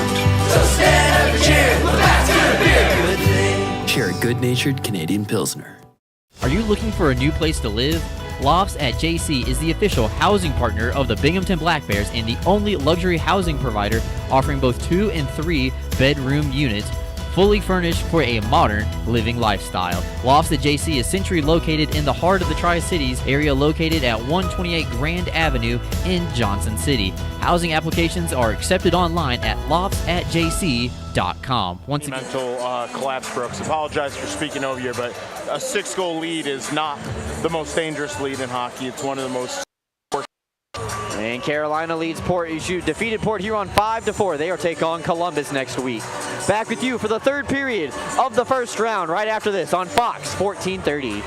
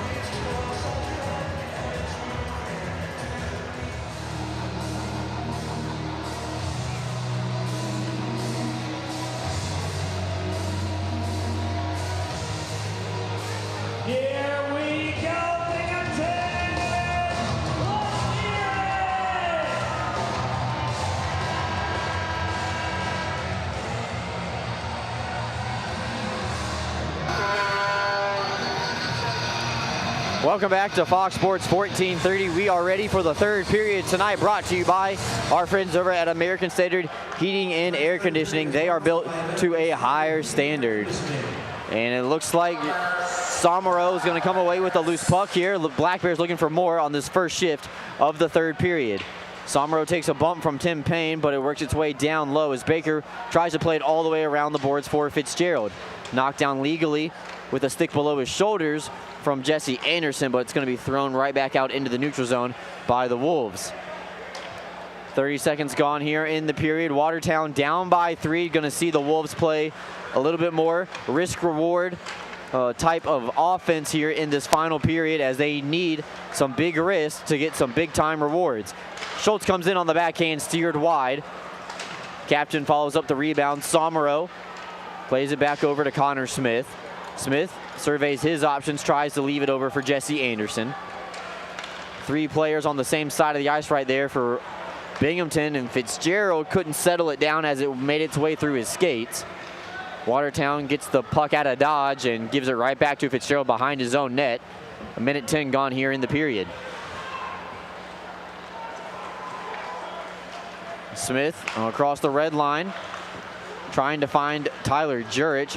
Camped out on the offensive side instead. Watertown deposits the puck, and look out, 3-on-1 coming the other way. Smith holding on to it off the chest of Liskowitz. Rebound denied by the Watertown defense. Jurich fighting for the puck. Liskowitz makes his way back up to his skates. Kirby up for the blue line. Coachman was already backtracking. Will just saucer that one back out of the zone. Binghamton touches up on the delayed offsides. And a great scoring opportunity for the Black Bears, and a good save from Liskowitz to keep this thing within reach. That was nearly identical to the goal we saw Connor Smith score against Elmira last weekend, Brooks. Gavin Yates full steam ahead, poke checked out by Liskowitz. It makes its way into the net, and it's going to be a goal for the Black Bears. I don't know what Liskowitz was doing on that play. It looks like he was checking to make sure he had the puck, and then he lifted the glove, and I believe Don Oliveri will be the benefactor of this one. Yeah, and it's going to be a tough one to call. They already marked it a goal, so they can't go back and change the decision. But it's going to be interesting to see who they give this goal to, whether it's Don Oliveri with a fan who has a big head of him in the crowd right now, a fat head, or perhaps Yates on the initial shot. Take a look at the Heinz Energy replay here. Yates comes in, it's poke checked out. Liskowitz was still looking for it. He picked his glove up, wasn't underneath. Oliveri came in. The goal's off the which is interesting. Are they trying to say that maybe Oliveri pushed Liskowitz's pads into the net? I don't think you could make that call after calling this a goal. You definitely can if you get together with the other referees. The other referee, see if he saw anything. Oh, and the linesmen are brought into the conversation as well. So they're going to talk about it. And it is a goal. They signify that the call on the ice is going to stand. Take a look at it one more time. It's poke checked out, and then I think it's put into the own net. That could be an own goal against Don Carter.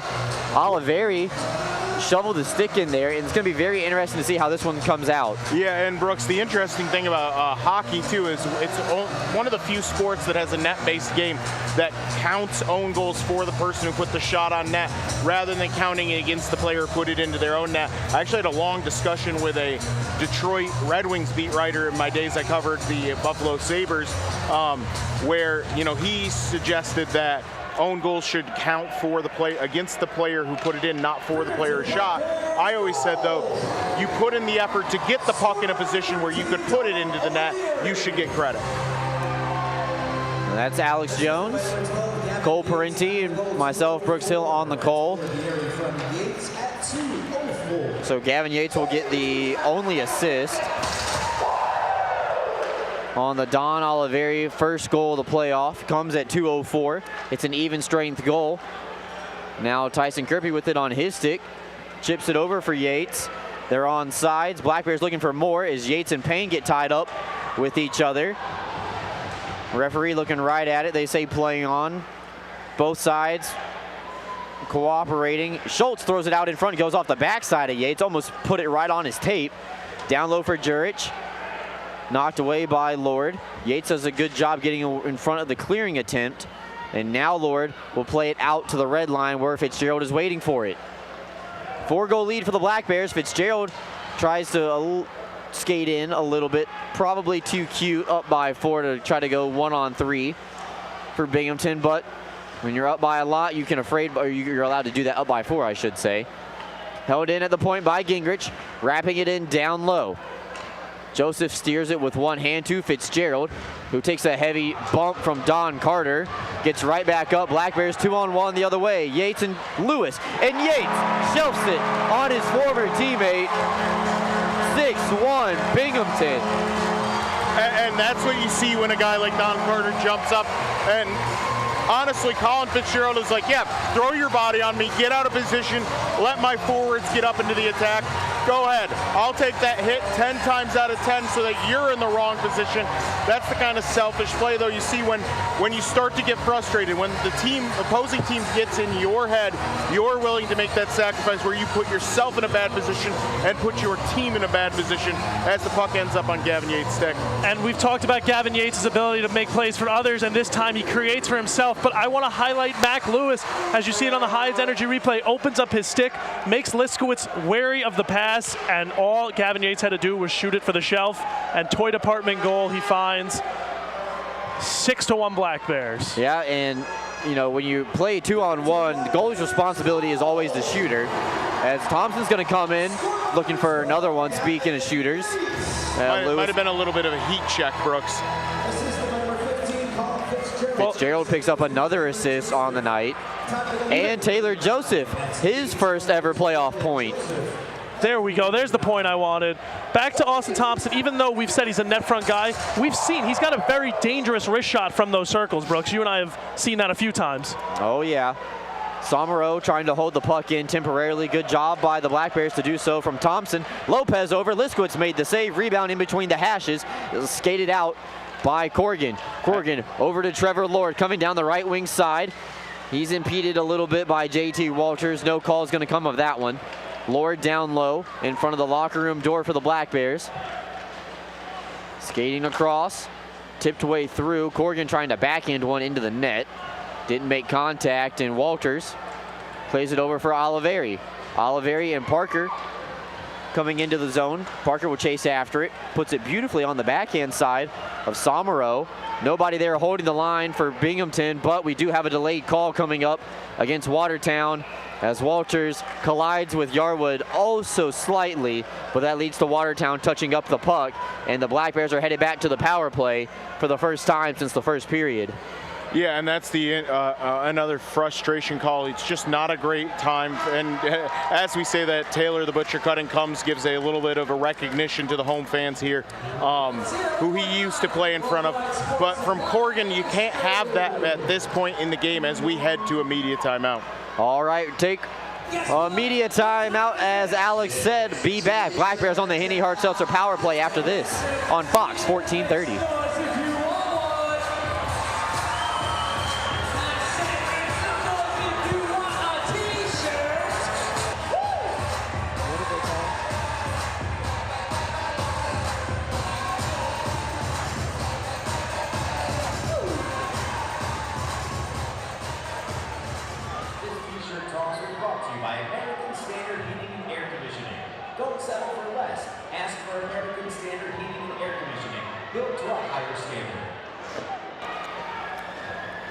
Welcome back to Fox Sports 1430. I've just been sent a very, very creative piece of content that will be on all the Black Bears social medias after tonight's contest. So make sure that you're following the Black Bears on Facebook, Instagram, and Twitter, where you can see it. And TikTok. And TikTok. Don't on TikTok. Everything else is going to be there.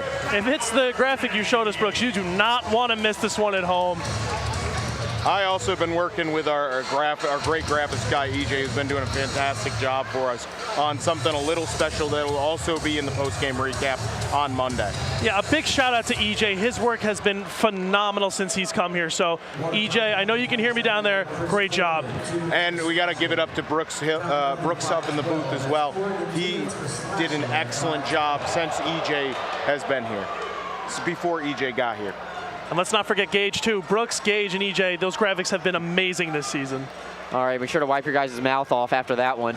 And we got 1:35 left to go in the Henny Hard Seltzer power play, as Don Oliveri and the second unit are going to start the third opportunity of the night for the Black Bears. They are 1 for 2. Smith comes back into the zone. Ooh. Nice move to get around Gingrich. And Lopez plays it back up for Oliveri. Oliveri slaps it over for Anderson. They play catch. Here comes the bullet from Oliveri, denied by Gingrich. Excuse me, Liskowitz. Gingrich going full body, laying out for it. Doesn't matter that his team's down 5. He's still getting in front to block a shot. Lopez circles the net. Anderson all the way across for Smith, a little bit too far behind as Anderson takes a bump from Carter on the way through. Oliveri slap shot blocked by Gingrich again out in front, and Carter and Anderson not getting along with each other on this power play. 50 seconds left to go. Held in by Oliveri. The Don loads up the cannon. Kick save by Liskowitz. Held in by Smith. Smith and Lopez jockey for it. Flicked high up into the air. Anderson's going to chase after it. And Binghamton and Watertown both roll a line change. That's the third hit that Carter and Anderson have put on each other in this power play sequence. Now Mac Lewis behind his own net. He's going to take a bump from Carter. Now Anderson's going to draw a penalty on the retaliation. And that'll end the Black Bears power play. And Anderson's headed to the box. And Oliveri with some words from Carter on the way over to the bench. And Gavin Yates gave him a little head fake like I'm coming for you, and then Carter kind of reacted scared and popped back. It's going to be interesting here. This is going to get physical fast. Lord and Oliveri really going, and they have all series. Time also into the penalty box for some. Minor that Oliveri is going to serve. No, he looks very adamant. It must have been something called on him here, because he is not happy going into that box. But then again, is anyone ever happy going to the sin bin? No, so they send 2 Black Bears to the penalty box. 1 Wolf is still in there. And normally Lord would be added there too. It seemed like it was going to be offsetting, but it's intriguing. As Lord and the Black Bears faithful share some hand signals back and forth.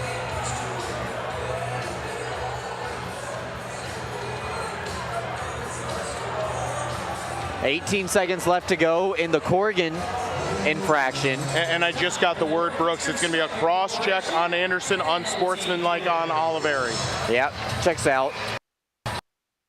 Flip service, and the referees had enough of it.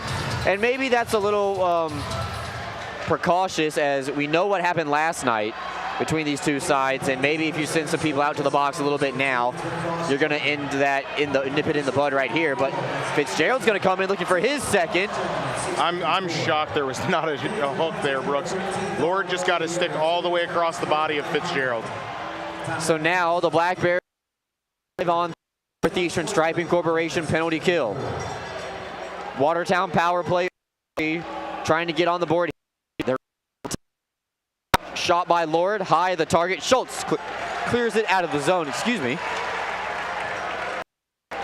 And really need to score here in the next minute 15 for Watertown to try to have a hope of getting back here in this one.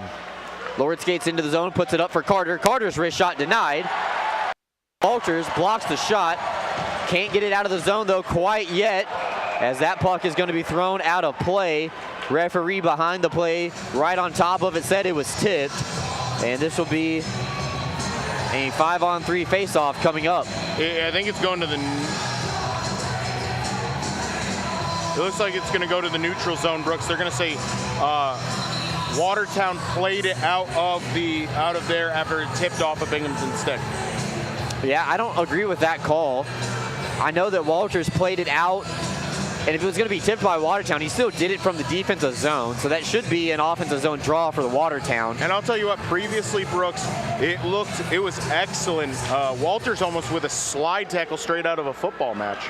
So Brett Parker, who normally doesn't take face-offs, will win that one over to himself. A quick deposit of the puck outside the zone, but a quicker re-entry for Watertown. 50 seconds left to go, 5-on-3. Got to be thinking about building momentum towards the next weekend if you're the Black Bears here. 11:45 left to go. Down low, Parker backhands it out of the zone as it cannot be controlled by Amatitis. Binghamton has 30 seconds left to go, but 5-on-3.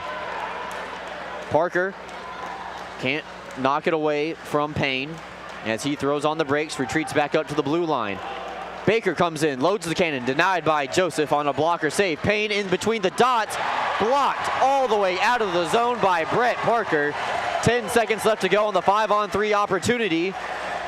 They say no icing on the way through. They leave it for Fitzgerald. From a knee, trying to clear the zone. Payne holds it in. Penalty time just about up. 2 players coming out of the box for Binghamton. They kill off the 5-on-3, and we're back to 5-on-5. They try to go short side off the back side of the net. Corrigan and Coachman tie up with each other as Anderson will play it over from Somero. Somero over to Fitzgerald. Stretch pass just out in front of Oliveri as he chases after it. Dodges a weak hit from Tim Payne. Oliveri gets tied up. And Tim Payne wants some punches with Oliveri as Oliveri's getting muscled down by a couple of guys. They're trailing behind the play. I mean, Brooks, if you're going to call it on the Black Bears, you got to call it on the Watertown Wolves as well. This is going to be, should be multiple roughings on the Wolves right now. It was nice to see Oliveri, though, lay the Payne on T-Pin. I just wanted another reason to use the nickname, Alex. And look at that, Frank Slack has got a broom out of the Zamboni. He went into the corner and brought a broom out down in the Zamboni, or excuse me, the Watertown corner, went back into the maintenance closet somehow. Somebody let him in. He went and got a broom. Well, why not? 10 minutes to go, up by 5. Break out the brooms, Binghamton. High stick the call, which is an interesting one. Surprised it's not a roughing after the. That was the initial. That's what started all of it. A high stick. So the Black Bears power play is going to go back out there as Tim Payne's going to sit down for 2.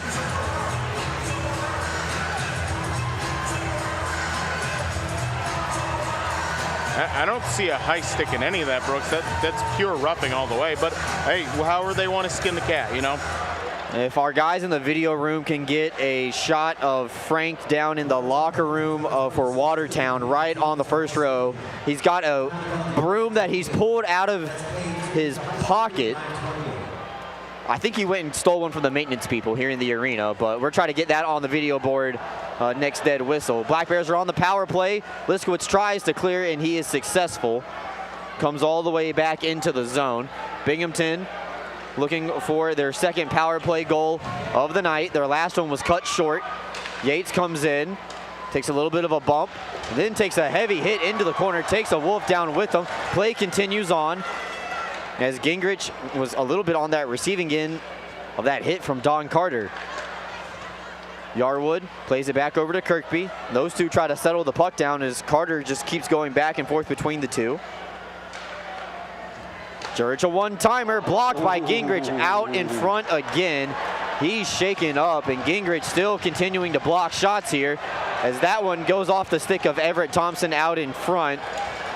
And Lincoln Gingrich, continuing to play until the final horn, has blocked 4 shots here in this third period. Yeah, he's going to be covered in bruises tomorrow, Brooks. I mean, those are high-effort bruises. Those are the types of play when teams are looking to fill camps next season. Those are going to be the plays they look for from a guy. So, you know what? It's one of those things you love to see that from a guy who's playing for a contract right now. Especially in a game that's so out of hand that it's kind of meaningless at this point. All right, take a timeout, come back. Black Bears, 54 seconds left to go on the power play right here on Fox Sports 1430.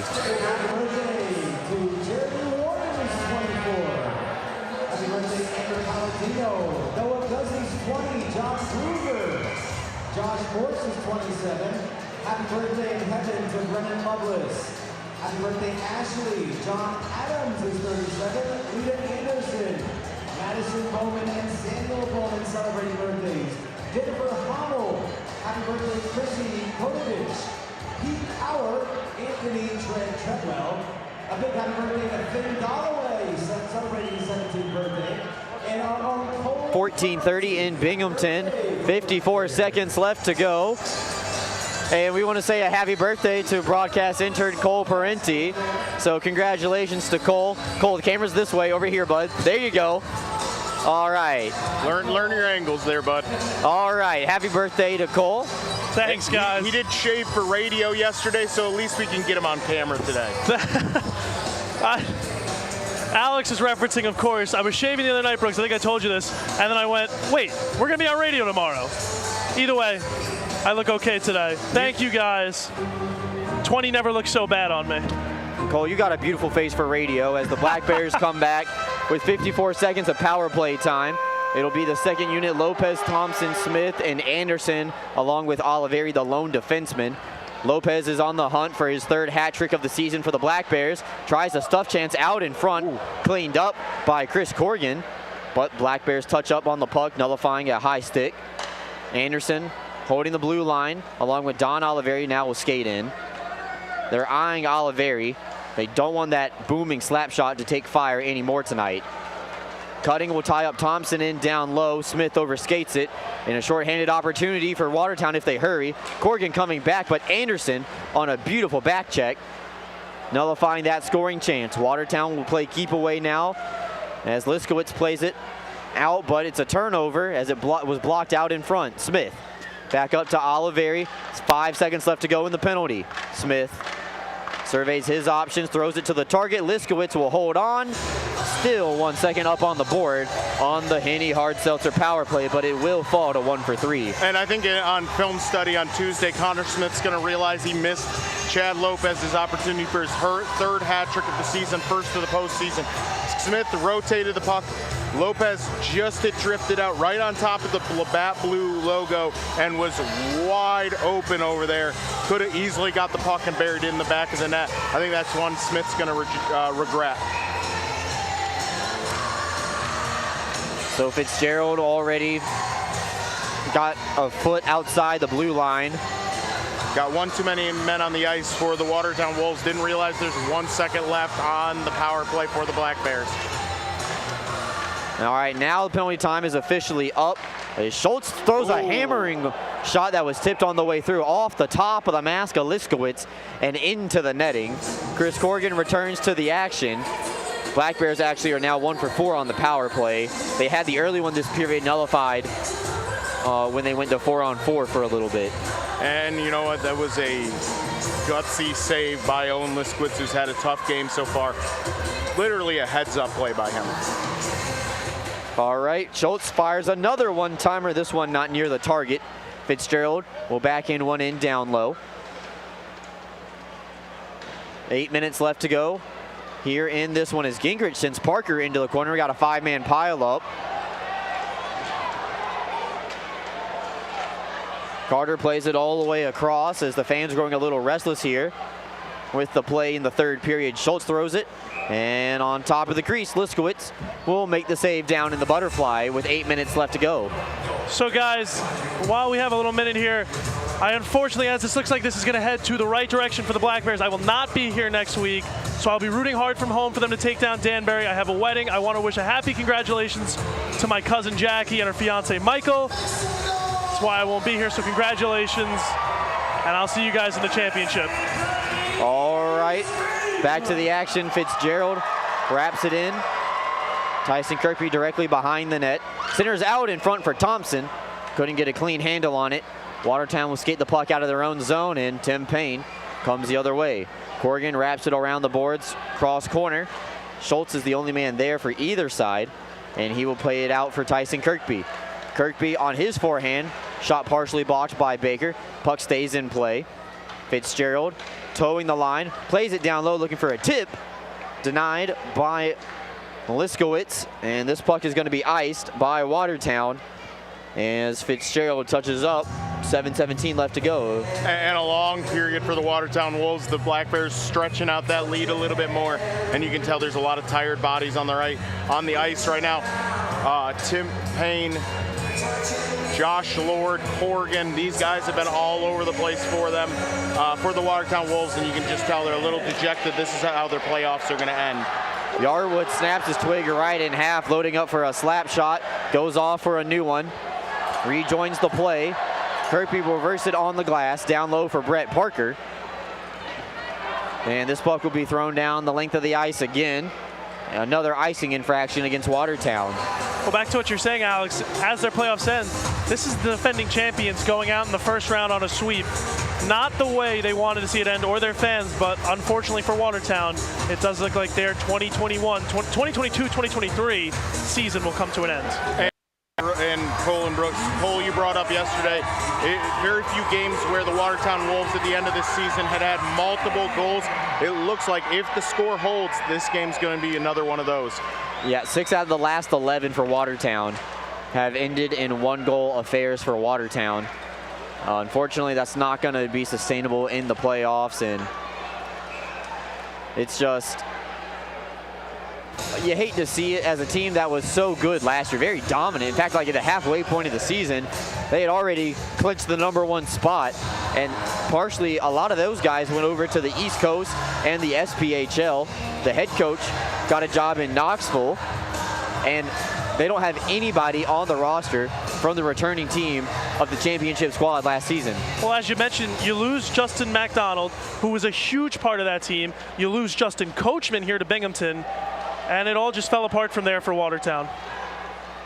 And Smith with the puck, back up for Oliveri.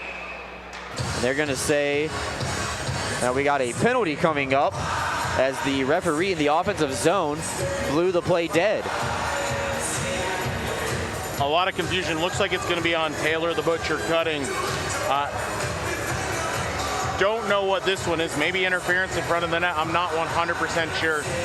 You know, it'll be interesting to see how this one's scored. I didn't see anything there. Maybe we can catch it on the Heinz Center replay if we have it in the background. I just don't know what the call was there. Unsportsmanlike coming to cutting, something that we did see a bit from him this year when he was with the Black Bears. And you know what, we get to see Chad Lopez on hat trick watch.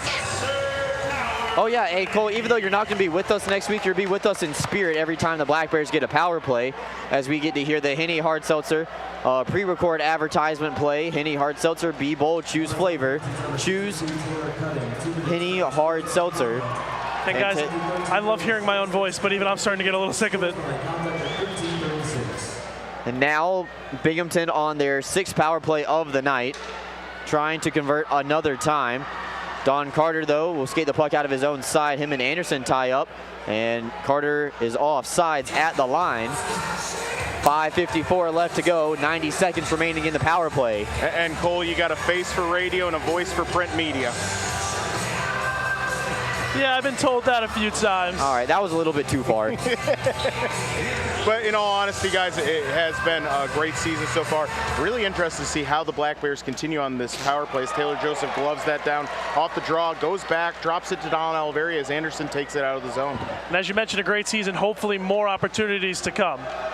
Thompson's wrist shot blockered away by Liskowitz as the Black Bears enter the zone. Smith will settle it down. Lopez still searching for that hat trick, centers it up for Thompson. Chopped wide at the last second. Corrigan deposits it back up to the line for Oliveri. Plays catch with Jesse Anderson, and Oliveri's slap shot goes off the backside of Everett Thompson, and he shakes his head. He knows what it feels like now to block a Don Oliveri slap shot. Oliveri stick handling, surveying his options. Down low for Lopez. Very low angle, power move out in front, stuffed chance, denied. Smith the rebound, another shot denied by Liskowitz. 2 good saves in the last 5 seconds. Anderson plays it down low, Lopez and Payne tied up with each other. They reverse it down for Smith. Is it going to get out of the zone? It is. A wrap check from Everett Thompson gets it out of the zone. Crowd will applaud the Binghamton power play as they've stayed on the whole 2 minutes so far here in this one. Penalty again coming up is Lopez coming in looking for the hat trick, denied. Liskowitz puck still available, knocked away, and cross-checking is the call with 4:30 left to go here in this one. And that's the thing is that Jesse Anderson, while getting in, Don Carter got in his head. Anderson's got in quite a few players on this Watertown Wolves team's head. We're headed to a ever so brief 5-on-3. Tim Payne headed back to the penalty box, and we have a short 5-on-3 for 7 seconds, and then another Henny Hart-Seltzer power play right after this, right here on Fox Sports 1430 Binghamton.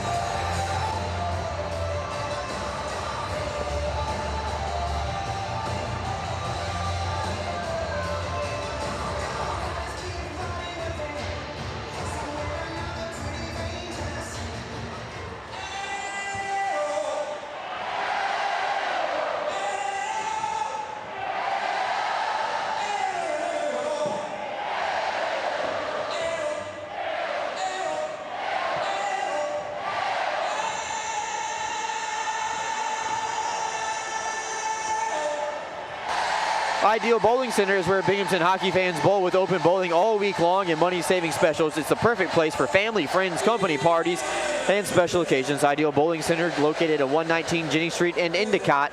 So much more than just your favorite bowling alley. And for the first time tonight, the Black Bears have a 5-on-3. It'll only last for 7 seconds, but then they're going to have another minute 53 of a 5-on-4 power play time. Make some noise.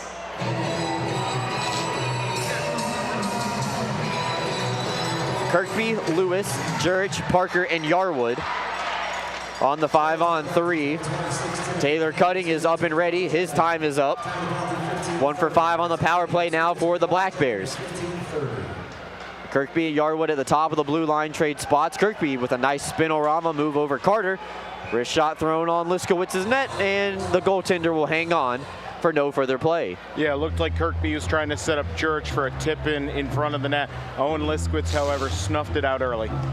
Learning Ladder Child Care Centers are located in Endicott and Johnson City. They enroll children ages 6 weeks to 12 years old. Call 607-770-3806 for an appointment today to walk through one of their facilities. Come join their family and they will help your child grow. Still with a minute 30 on the power play for the Black Bears. That is 1 for 5 on the night. Jurich plays it over to Kirkby, who traded spots with Yarwood into the bumper for Parker. Nobody saw him. Good power play set right there for the Black Bears as Yarwood, a diving effort, holds the puck in. That'll get an applause from the fans here saluting his effort. Jurich fans on a pass all the way across. They try to send Trevor Lord on a partial break. He's going to come in. And Taylor Joseph makes the save short-handed. And he wanted to play the puck, but he didn't know where it was. Yeah, and it's landed right in his 5-0-2. He's lucky nobody was crashing the net from the opposite side. That would have been an easy tip-in goal for a guy slashing and hacking. Just a friendly reminder, you can get the Thunder Sticks on sale at the merchandise stand. You're going to need those next week for the Danbury game on Friday night. As the hat tricks will come in, it's a 1-versus-2 showdown between Danbury and Binghamton. Lopez comes in looking for the hat trick, and it's going to be shouldered away by Liskowitz. I think that was another header, Brooks. It looked like it caught him right between the eyes. That was you could see Owen Liskowitz almost flick the puck away, trying almost like a soccer player heading on a cross to the guy behind him. Tayo Cruz getting the crowd ready here as the Black Bears look for one more. Thompson had a yawning net but sent it high. Schultz from the line will trade spots. He's paired up with Oliveri right now on this power play. Lopez trying to whack it over to Thompson. He continues to play at it. Referee blew it dead. Crowd's gonna boo at that one, but at 3:07, I think that's the right call. As soon as you lose sight of it at this point, just blow the whistle. You don't want the extracurriculars to start happening. No, and you know what? That last play to Thompson really speaks to the type of player CeeLo Chad Lopez is. Hunting for a hat trick. Instead, he gives it up to a better opportunity to Thompson, who explodes it over the net. All right, we continue on here. 30 seconds left to go in the Henny Hart-Seltzer power play. Schultz and Oliveri play catch with each other. Nifty stick handling by the captain. Back in the lineup tonight. as he was dealing with an injury last night and last week. Corrigan plays it over shorthanded. Here comes Young in alone, and save made by Joseph. Rebound cleaned up as well.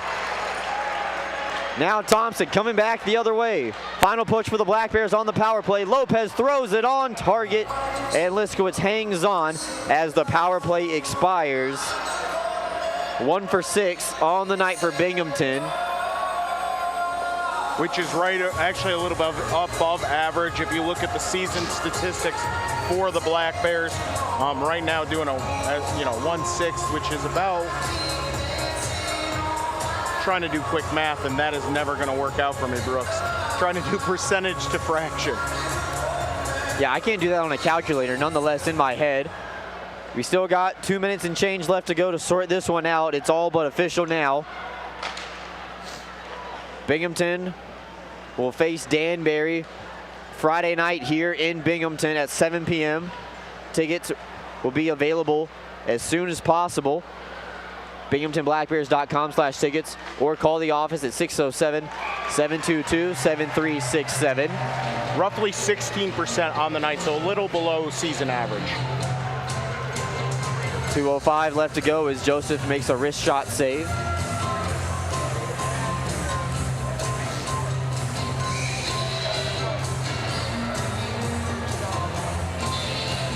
Anderson going to take this face off against Chris Corrigan.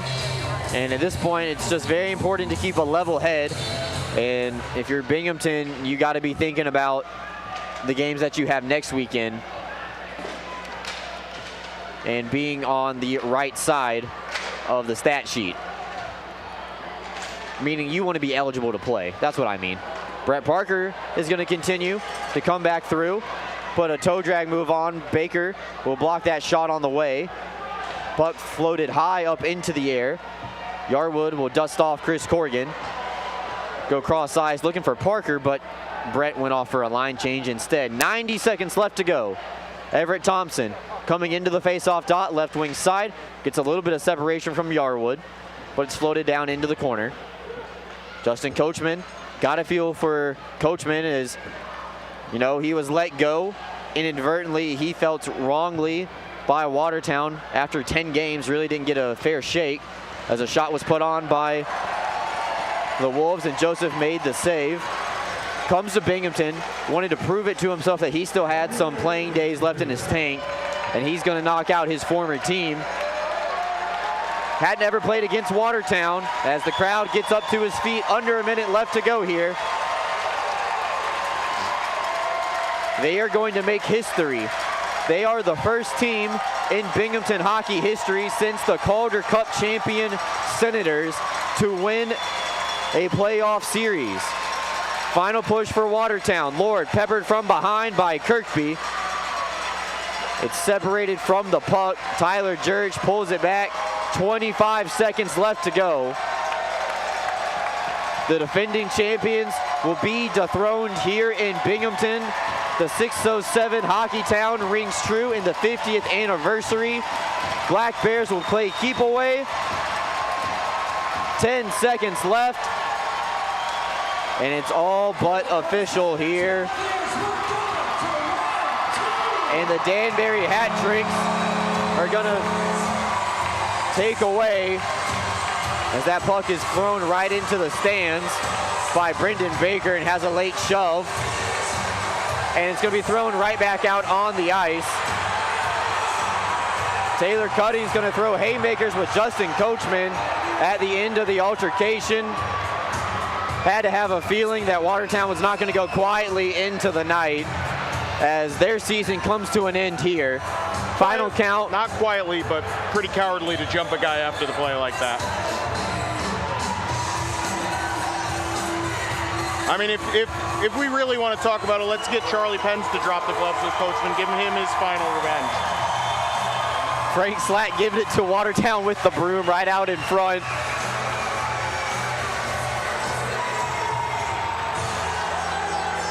Binghamton has a date with Danbury coming up. And Coachman giving it to the entire Watertown team right now as they chirp away.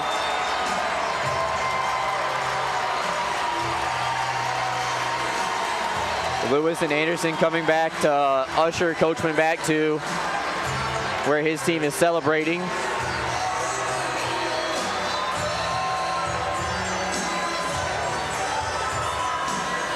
Seemed like Charlie Pence has had the Binghamton flu all year and finally doesn't show up even for the last fight of the game between Cutting and Coachman.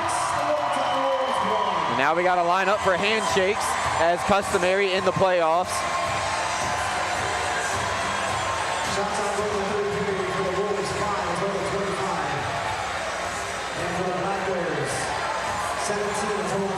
Looks like the officials are going to stop the handshake line, but it seems like these, Lord and Oliveri showing the class that comes with hockey. It's a classic tradition like no other. Really, the only dust-up ever was, I think it was the Arizona Coyotes and I forget who, where Raphael hit a guy very late in the game when it was decided already, and Shane Doan was not happy with him. Yeah, so after the little altercation, looks like cooler heads are going to prevail, and the two sides are going to make their way through. And Justin Coachman getting a little bit of help from the linesman right behind as well. And cooler heads prevail, Brooks. This is one of the things that makes hockey special. The handshake line after the game. Really excited that they were able to do this because it is one of those things that's such an amazing hockey tradition.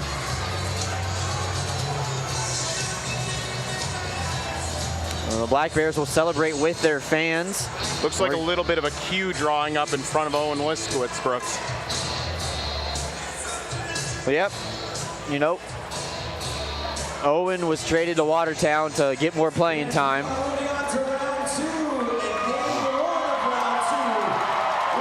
And he definitely saw more playing time with the Watertown Wolves. You hate to see your friend get knocked out, and while the game is going on, they're not friends, but as soon as the final horn sounds, everybody, sharing words with Owen about how much they care about him and wish him the best of luck in the off season, and we'll find out where he ends up next year. Binghamton trying to salute their crowd at the final shake of the handshake line. Very fitting that Owen Liskowitz will go last. Goes through everybody. I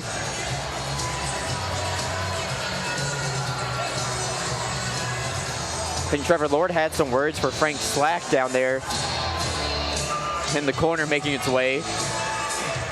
Slack was rowing the boat with the broom. And there's just, when you get swept, that's the kind of thing you got to expect with the broom. Slack really giving it to him, though, as they head off the ice.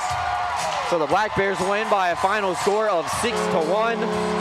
They have a date with Danbury, and it all starts Friday night right here at home. First team since the Calder Cup champions to win a playoff series. Excellent job by the cameraman down there in the corner to get in the middle of that. Stay right here. And it looks like Coach Esso is shouting some words for Brant Sherwood. Brant Sherwood, none back to the Binghamton Black Bears locker room as the victor. Yeah, a lot of people will try to find a way to blame Brant Sherwood on this. He just won a playoff series with the people in the lineup that he picked to be in the lineup. Yeah, and something no one has done since 2011.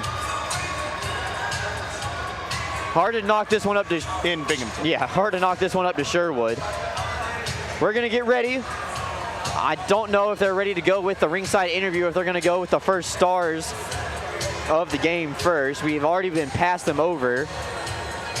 I know how we should have taken a timeout as soon as this game was over. Yes, we should have, Brooks, but there's so much action in the head at the end of it. You had to stay with it. But yeah, you did.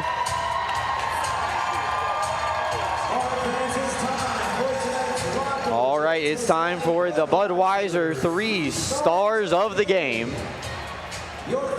And Frank Perney is going to read them out.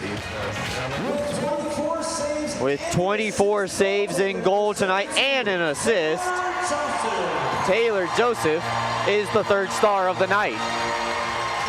And just an excellent job by Taylor Joseph, and that almost had a shutout except for a very unfortunately timed turnover in front of his own net. Second star of the night with a goal and an assist, it's Tyler Jurich.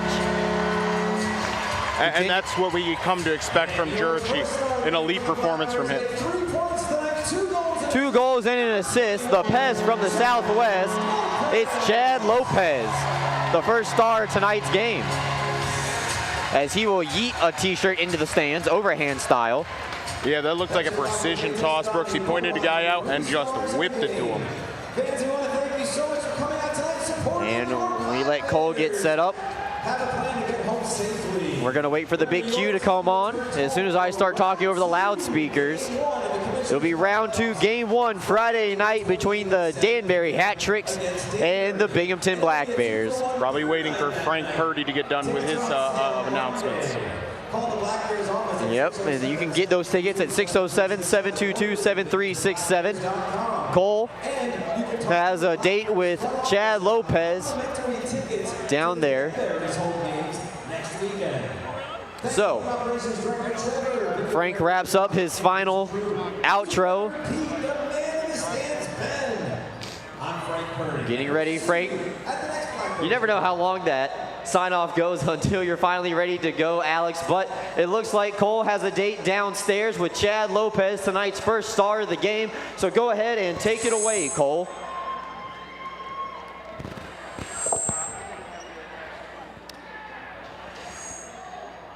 Think you might have to turn it on, bud.